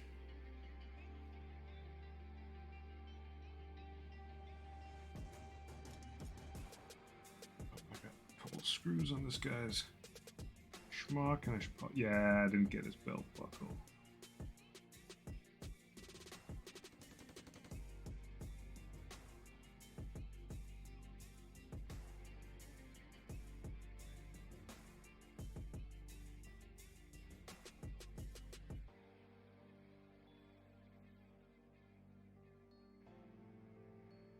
Dip.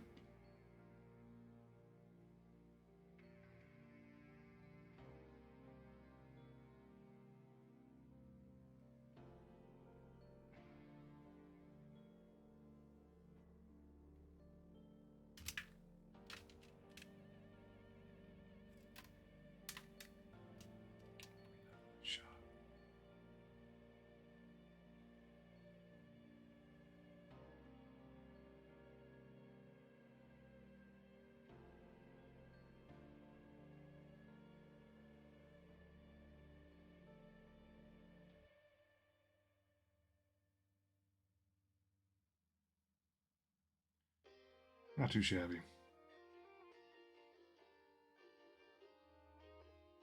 Chrome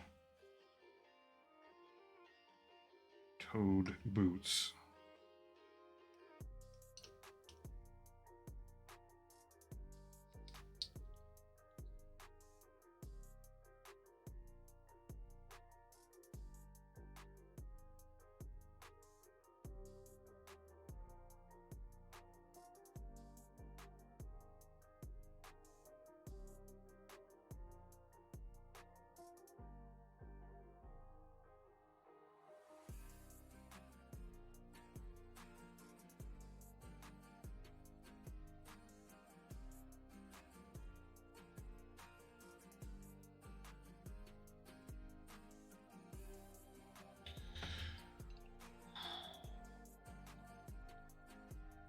Brush it good cleaning. This chrome does get gloppy, and there are actually some times when I'll actually pour a little bit of chrome out about an hour before I get started when I want it to be thick, but not with this stuff.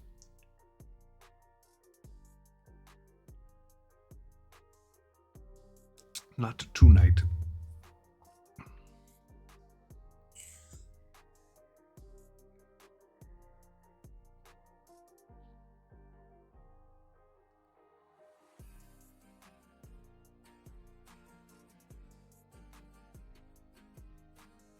Hey, what's up, Shiny Mew?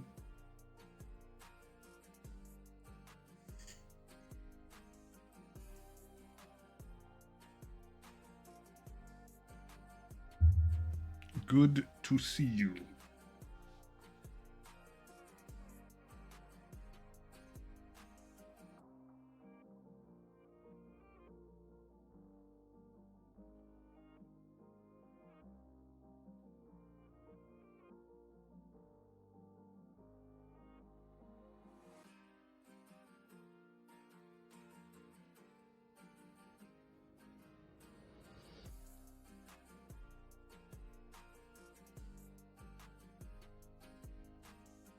How are you doing this fine evening?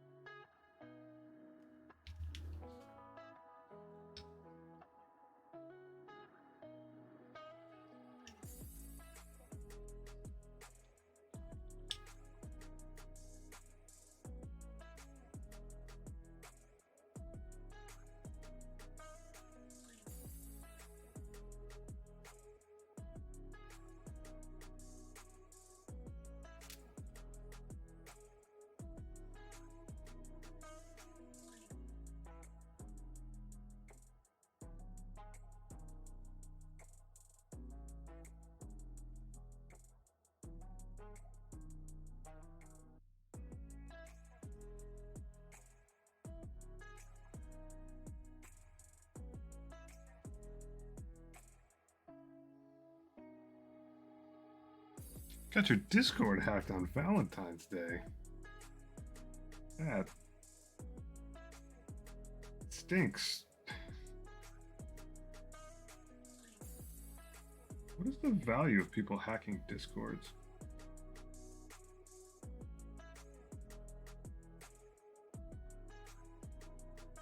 That stinks, man. I've never actually thought about my Discord getting yoinked. Oof.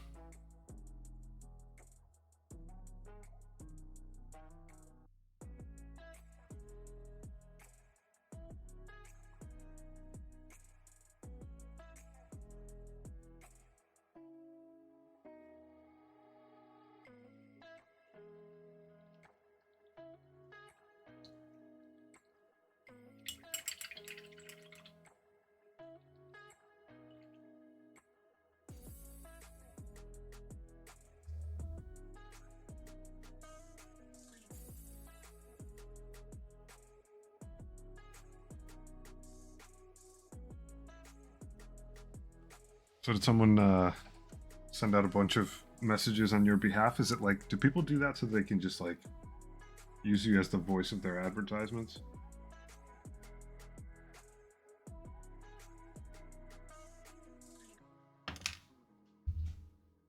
I didn't lose much. That's good.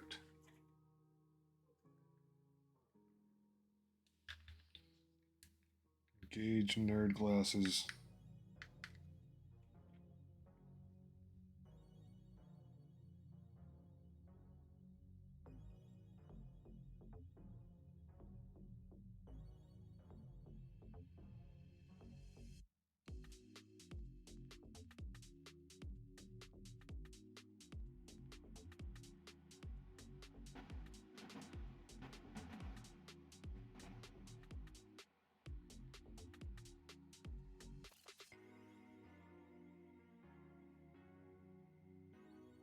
Ooh. Do tell.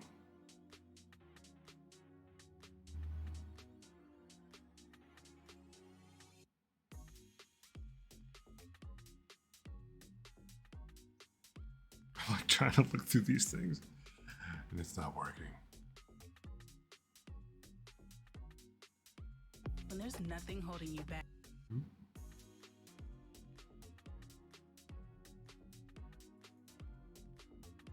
Scooch this thing off of my head.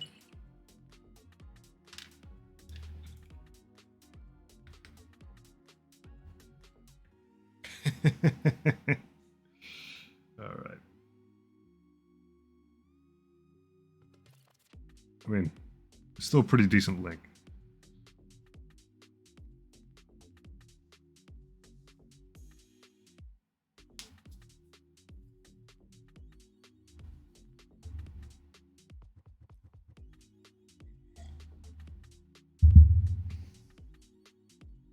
I was like, oh, you joined Sabaton? All right. That's cool. Oh, these are dope. Is it cool if I show them? Or you just shared the link. What am I saying? Anyone can just boop, do that. Ah. That's pretty wild. I dig it.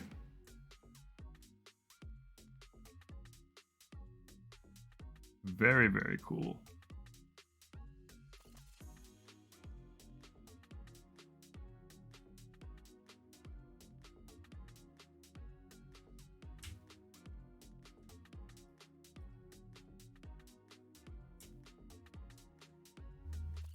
Those are fun models. Faux show.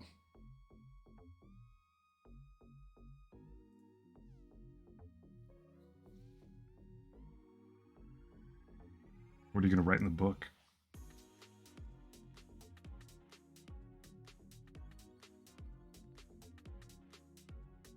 One of my favorite things when a model has like a book or a piece of paper or something like that. And it's like, maybe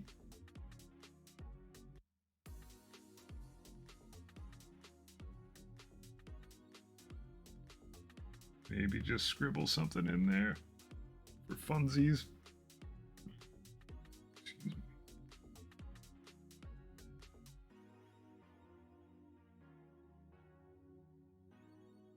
missed that by a country mile.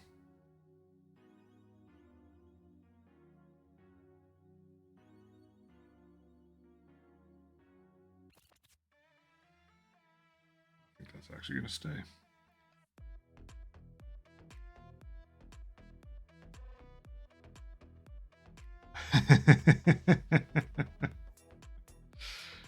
Ye old 28mm dragon that is definitely a few sizes larger.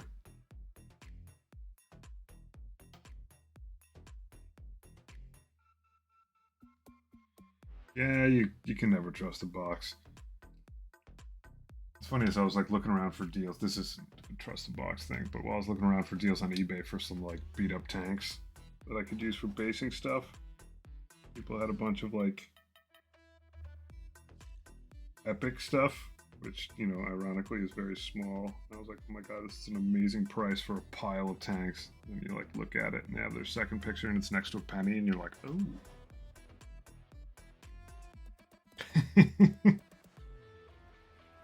Well, it'll be fun to paint.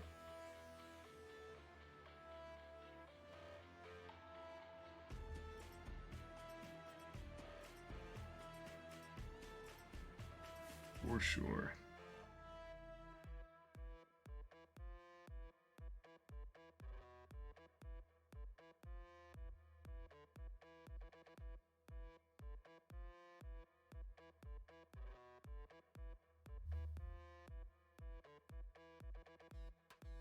Struggling to rationalize using these glasses right now because I've like missed twice even with them. I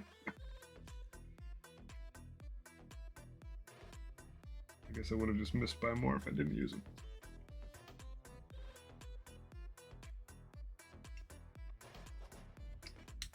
Alright, so one thing I'm definitely going to have to do is mix up a very, very thin wash.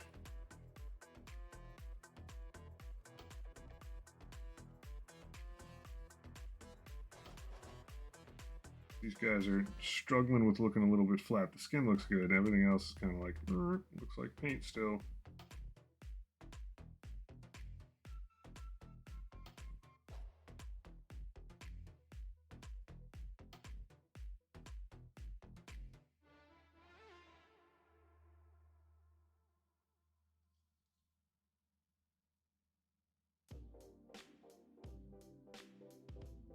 Alright, the other question is, do I need to add more blue to the jeans?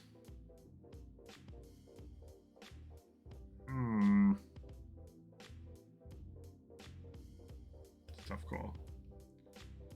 Because I should do that before I add any black wash to any of this business. Thank you, Goggles. You're a savior.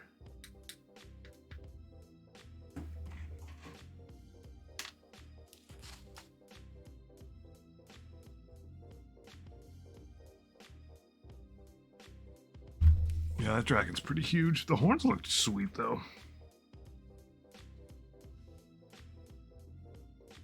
I dig it. What's it gonna do? What's it gonna do? What's it gonna do? Grab some Drakenhof Nightshade. Do another round on these jeans. I'm close. Now I'm starting to fiddle around. It means I'm getting close.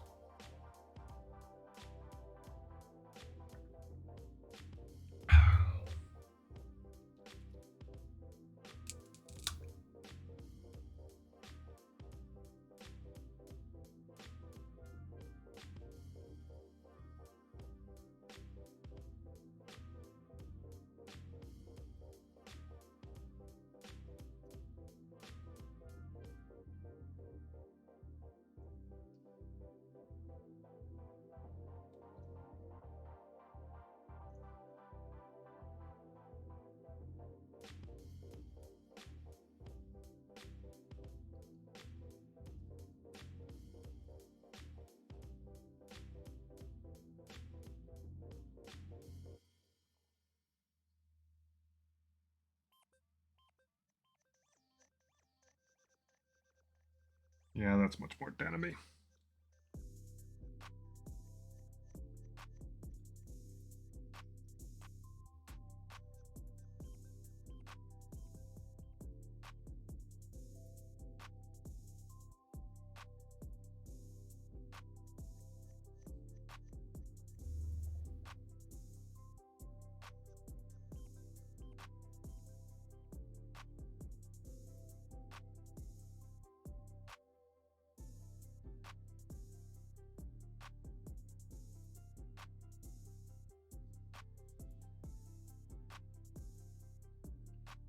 Ingress Prime. Uh-oh. Uh-oh. Is it a throwback to Ingress? Check it out.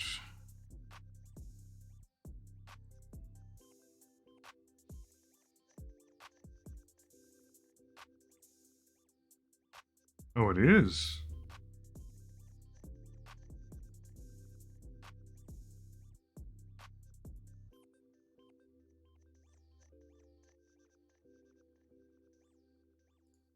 Interesting. Is it made from the folks at, what was it, Niantic? Same people that did Ingress the first time? It'd be like an interesting callback to their own work.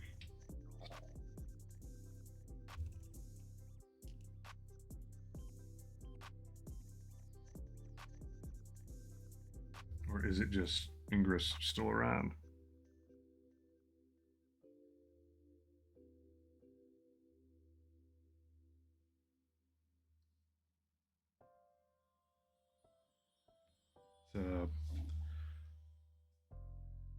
It is by Niantic. So is it? Did they just like move Ingress up again? Because it basically like it's what preceded Pokemon. It's what Pokemon Go is based on.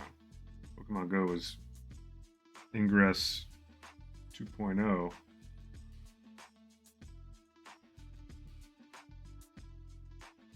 Pretty cool stuff.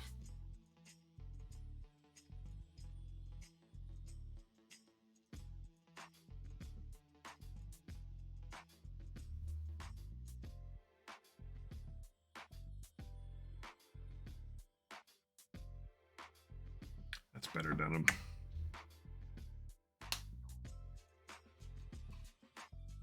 Sweet. Good for them. That company has just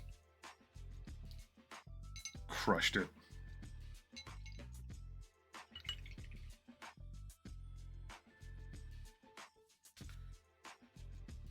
Paper towel time. Time to thin out some wash.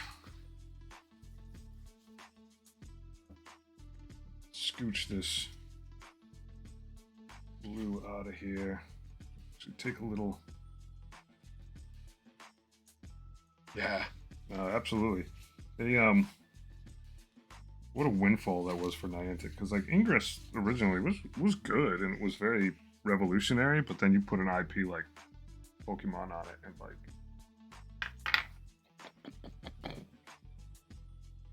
big explosion.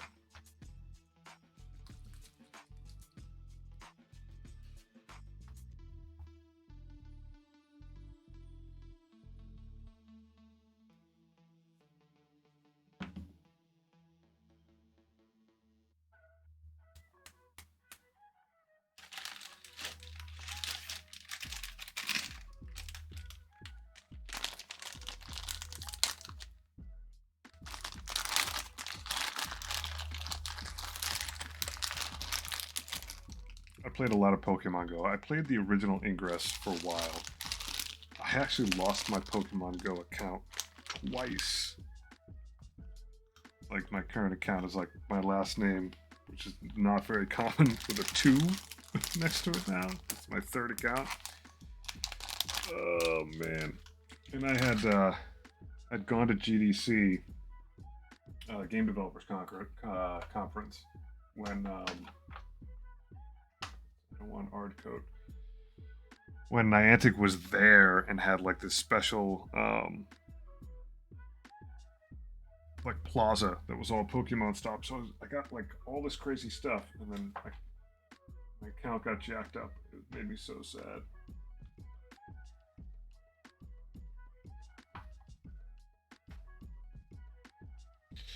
Little white dots are what you use to do in-game actions. Very cool. I probably have to check it out. I need something geo-intelligent to play again.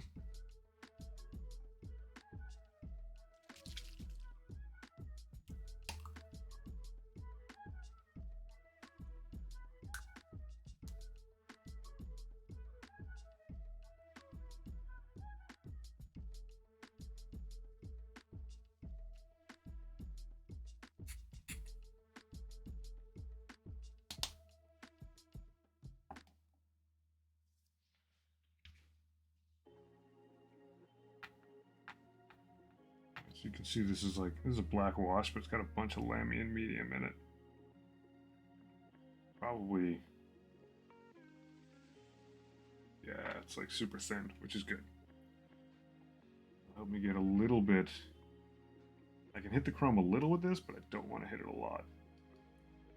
To get a little bit more textury look to stuff.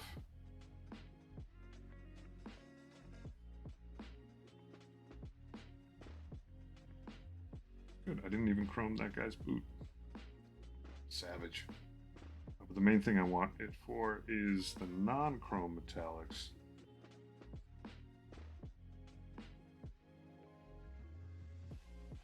I'm a sort of used an abused-ish look.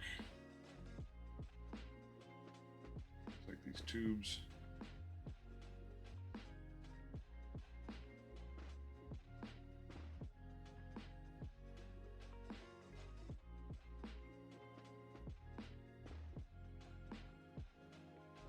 Hey, what's up, Ork's Best? How you doing, my brother?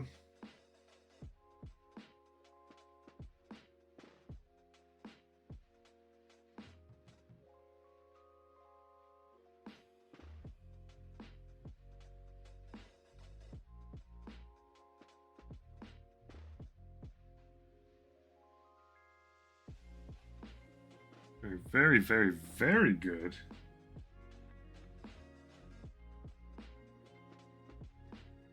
Not that I'm suspicious, but why the 3 varies? Did you find that piece of model you lost at school? That would be a dope callback.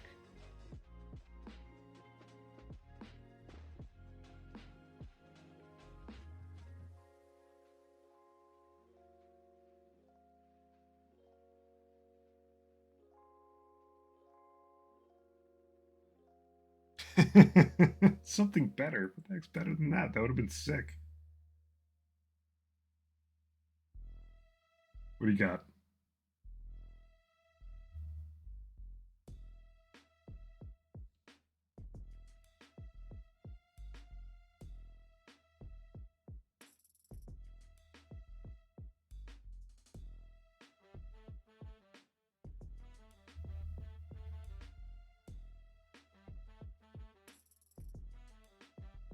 Don't act like I don't pay attention.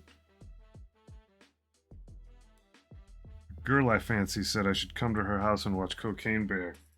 That is a little bit doper than finding a lost piece of a toy at school. I haven't seen that movie yet, but I'm very familiar with it, and it sounds hilarious. And it's Ray Liotta's last film. May he rest in peace. Well, congrats, homie.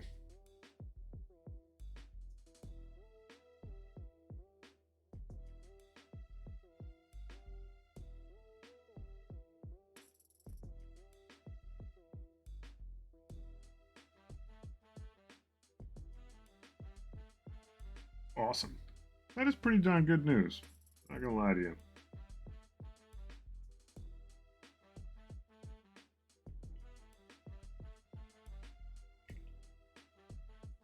I do get news like that intermittently, but like at this point, it's always my wife, who's I do fancy quite a bit. It's not the same game once you're married. It sort of is.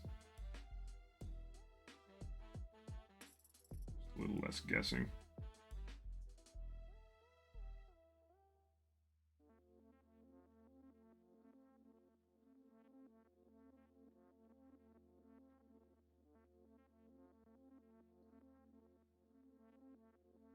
It would be a little concerning if it was not my wife. That is true.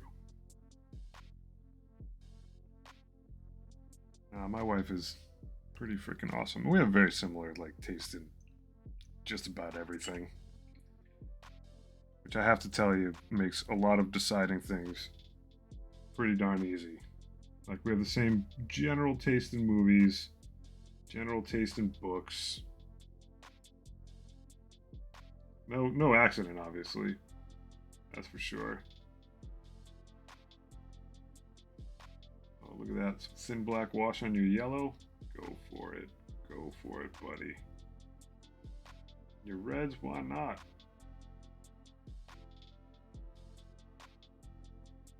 On your yellow shirt.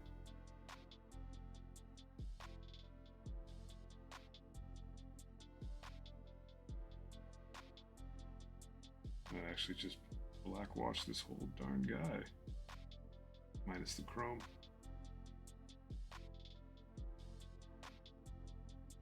Yeah, why not? Rim darken up a little bit. Rhyme darken. Yeah, not everywhere. Don't want to hit the leather with it.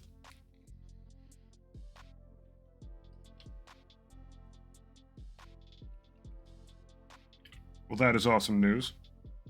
You've been chatting this lady up for a while? You've been working the angles for like 3 years?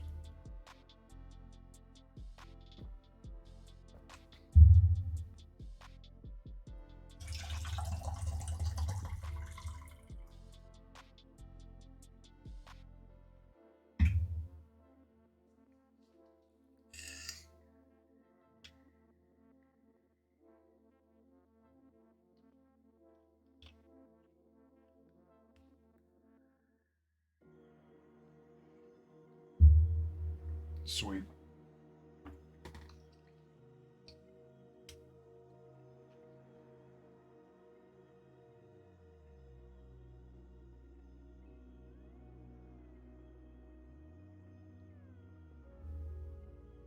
Yeah, I mean, you haven't missed much. Still just painting orcs. Rapping with my man Orcs best.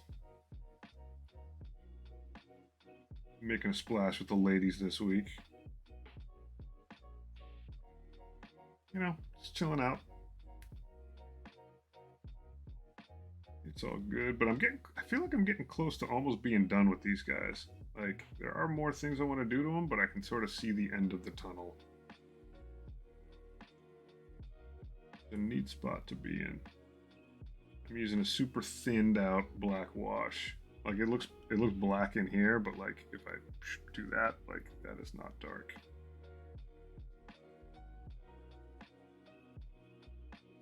Yeah.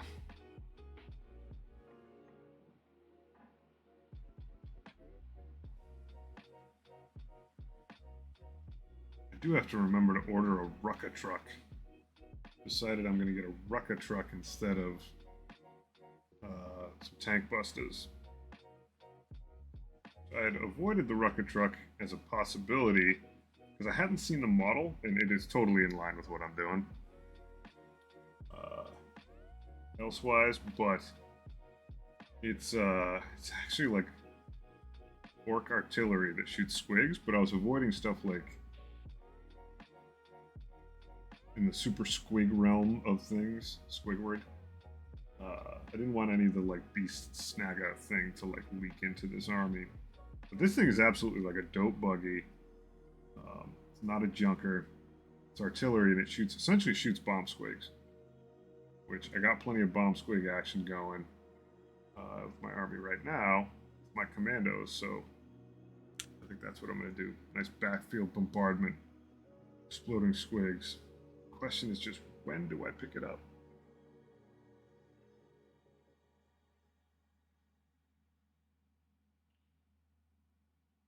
When you say that I will be getting some once my pile of shame is a bit less, what exactly do you mean then? You mean Ork Business in general? Because I highly recommend it.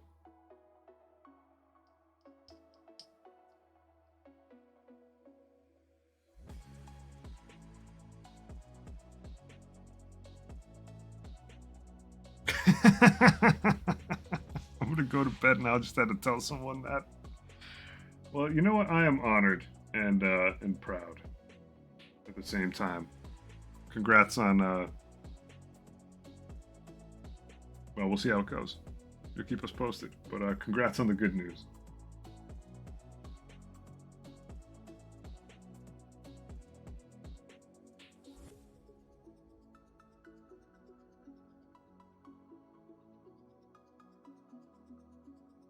Good night, buddy.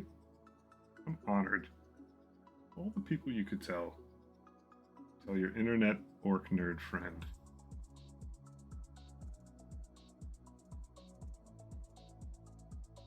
I'm a little smitten. I like it.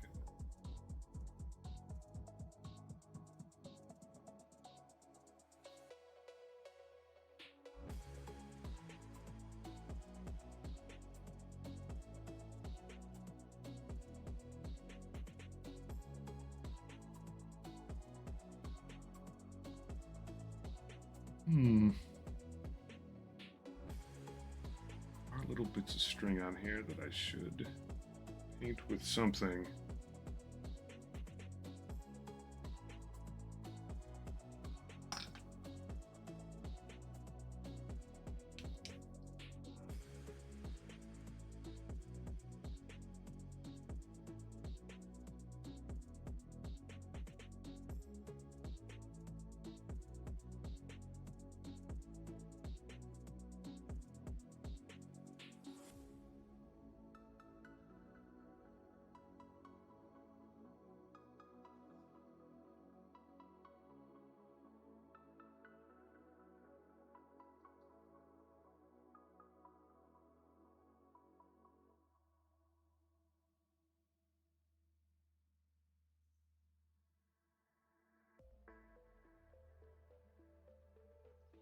All the wash in the world.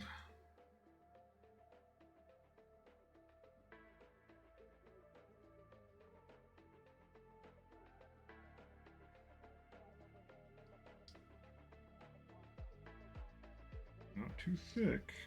But man, does wash make a difference. Good lord. Already. I mean, it's still wet, but you start getting this stuff in there and just seeing how it gets in all the nooks and crannies and finds its way around, just makes stuff a lot more interesting.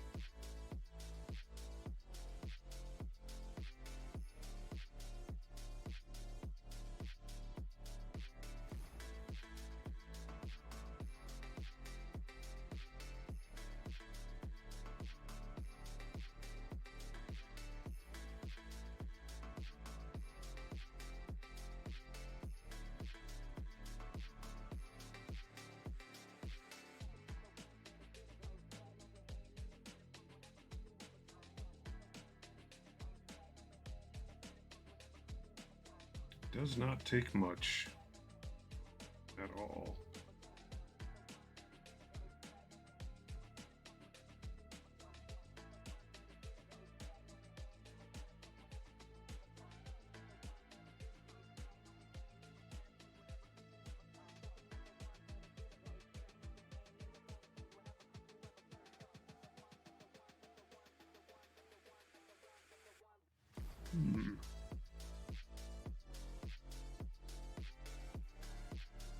Maybe not on the front of them. Yeah.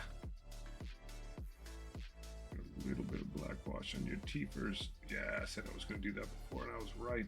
That is what does it there.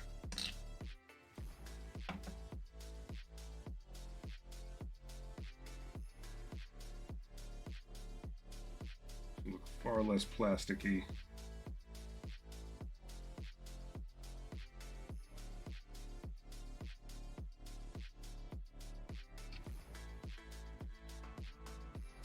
Even good on this yellow. Strangely enough, black wash still works on yellow.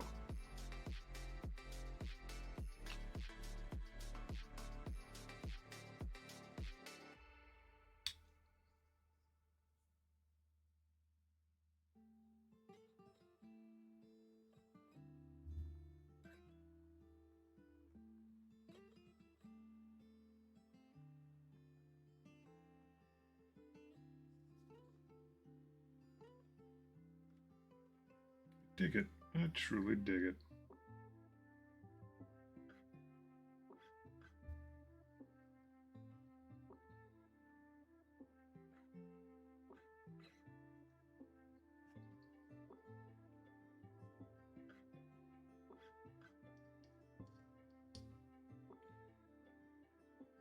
Alrighty.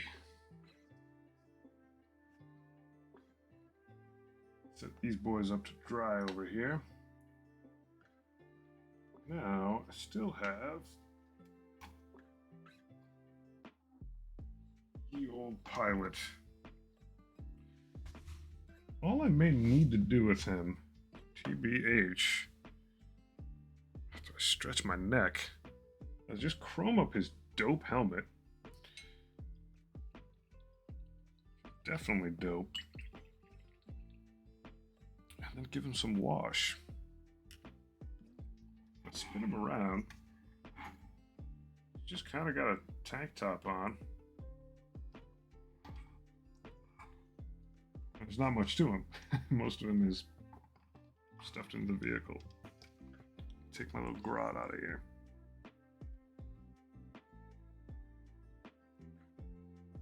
Man, I actually got this guy's eyes almost correct.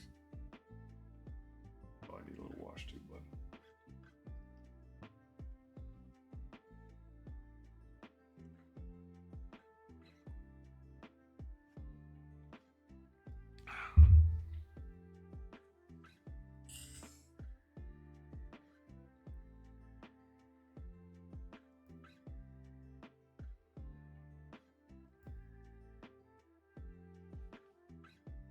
I do know what else I'll do.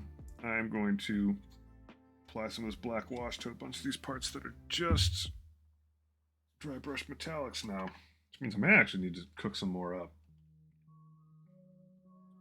Do need to do that. But first, let's glop this guy's helmet up.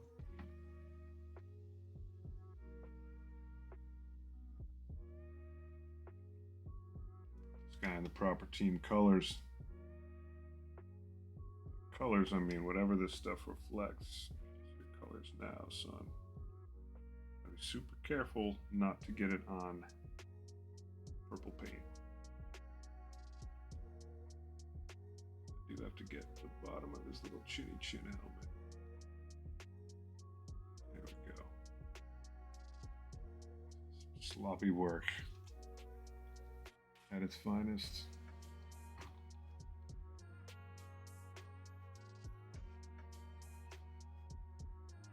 Still think this looks like a Blood Bowl helmet.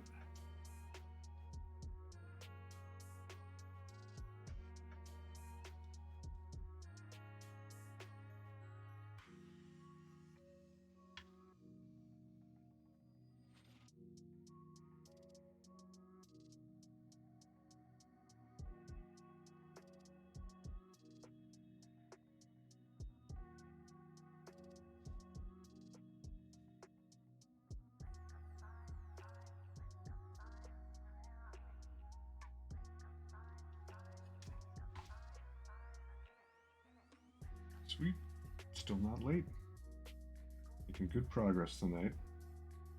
I have hit my second wind. It's like, why don't I feel tired right now? It's like, yep. I'm in a good spot.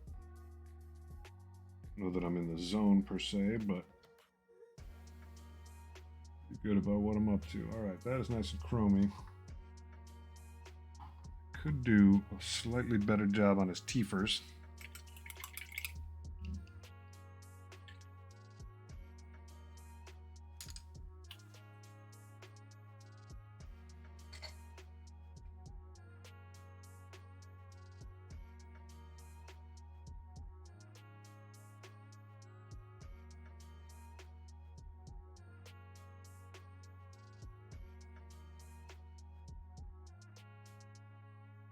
Alrighty, let's dig in.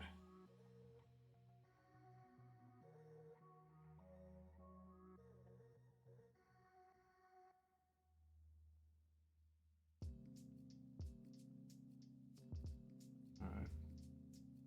That's much better. Much, much better. So This guy needs to dry a little bit. The little dude. The pilot needs to dry a bit. The Morkanaut. Not so much for me to then get started on washing him in some very diluted black wash, which I am going to add more to this little bucket. After I try to more precisely clean this brush. Anything coming off you? Yeah, he feels all right. That brush. MVP.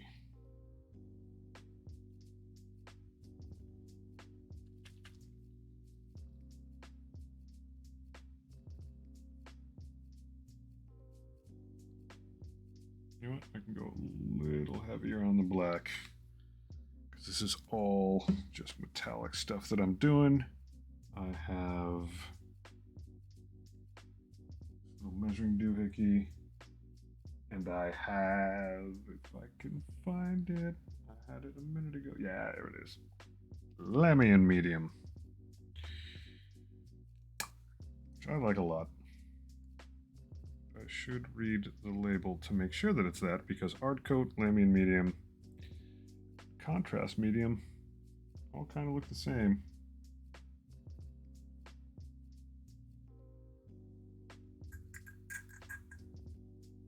It would be pretty funny if I art coated this thing instead. By pretty funny, I mean, I don't think I'd be laughing too much.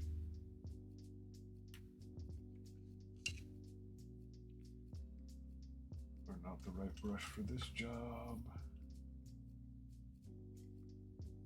I have a brush over here that I think I like to use for just such occasions.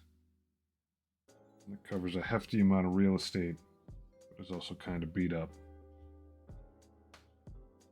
There's your boy. Does need a little bit of cleaning love though.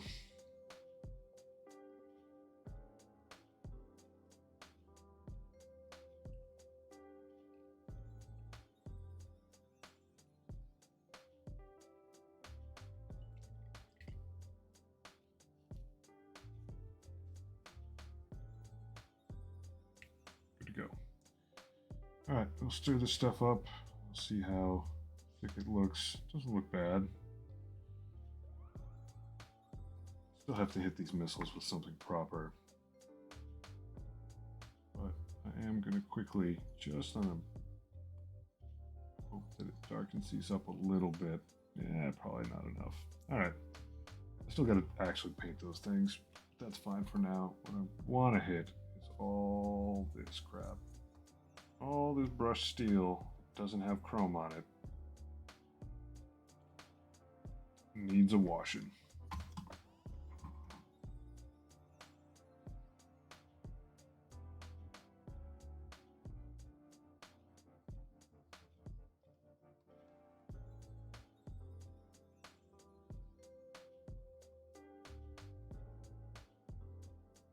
Reminds me, I still gotta put his shoulder pads up. Things to do, things to do.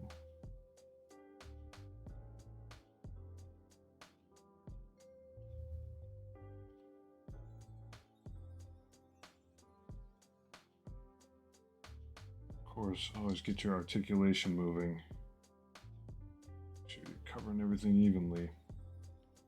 You will have some weird looking spots.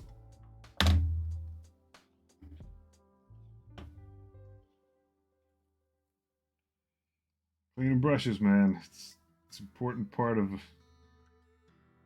keeping your situation in check. Mine is like woefully not in check at all right now. I'll brush in there, but I gotta paint that still.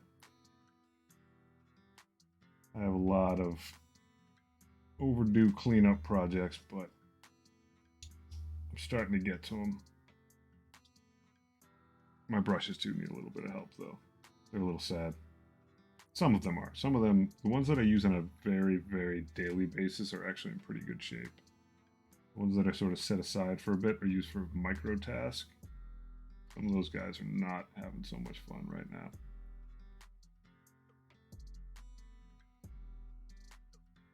Getting very good at procrastinating around cleaning up certain of my brushes, but hey, I ain't perfect. But I'm a heck of a lot better than I used to be.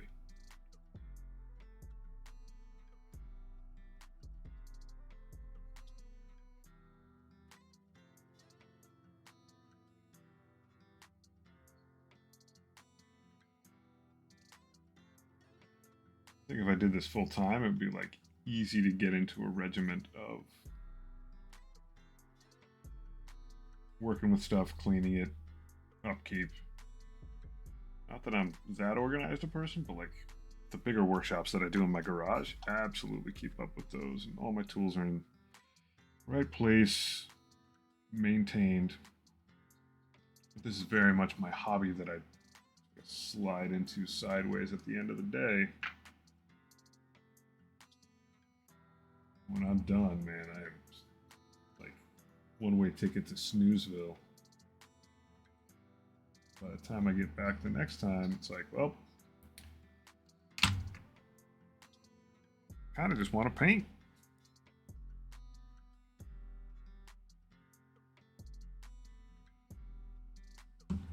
It's all good.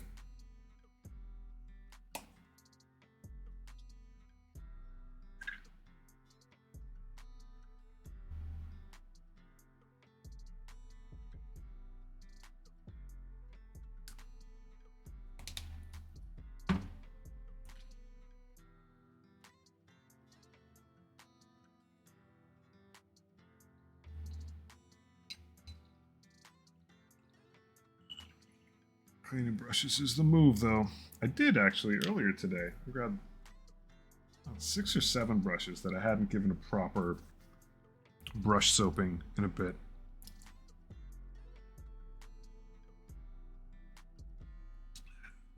And actually had a cheap version of one of those jewelry cleaner ultrasonic things. It's not fantastic. It's not a real one. But I find that getting a bunch of the soap into the bristles, nice and damp, and then dropping it in that thing for a while, pretty nice.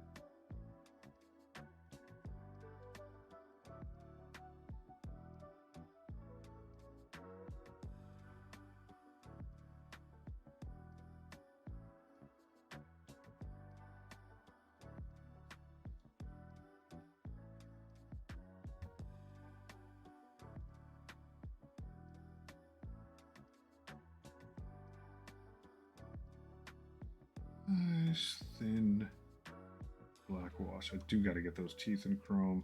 Probably get this back thing in chrome too, but I'm gonna wash it for now just in case I change my mind and turn it like some electric blue thing.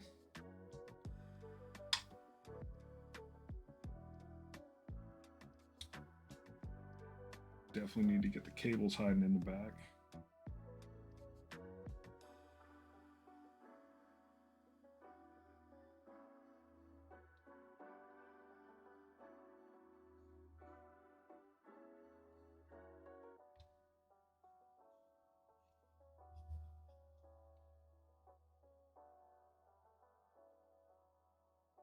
All these little gears and pistons.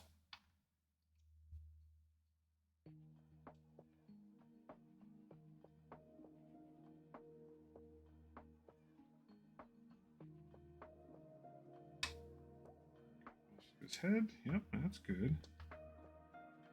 Little extra careful on this gun because it's got a lot of thin, tiny parts. Just gotta keep spinning things around. You see the angle and see what's wet and what's not.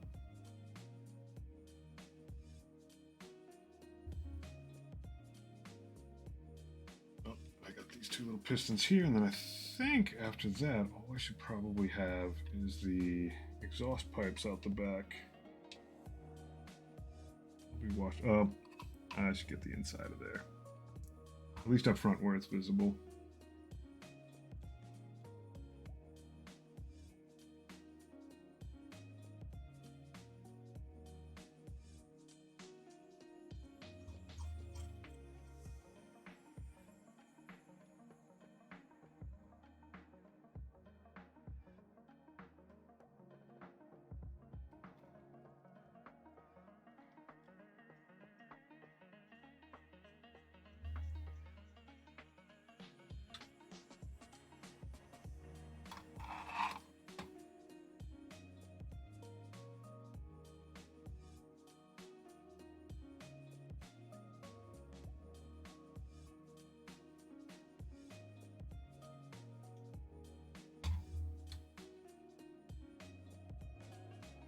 There we go. Let's look nice and smoky. The last thing I will hit,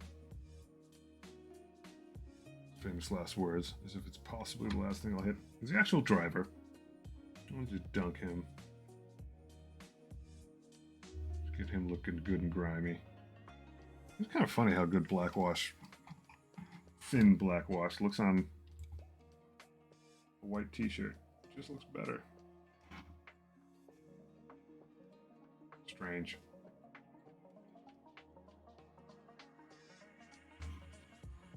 Just getting more texture out of it.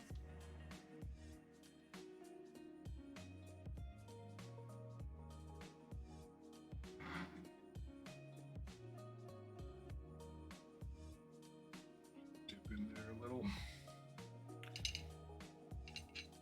Cleanse this brush a little bit. Big softy of a brush, flattening the end of it out. I don't know, just makes it ugly.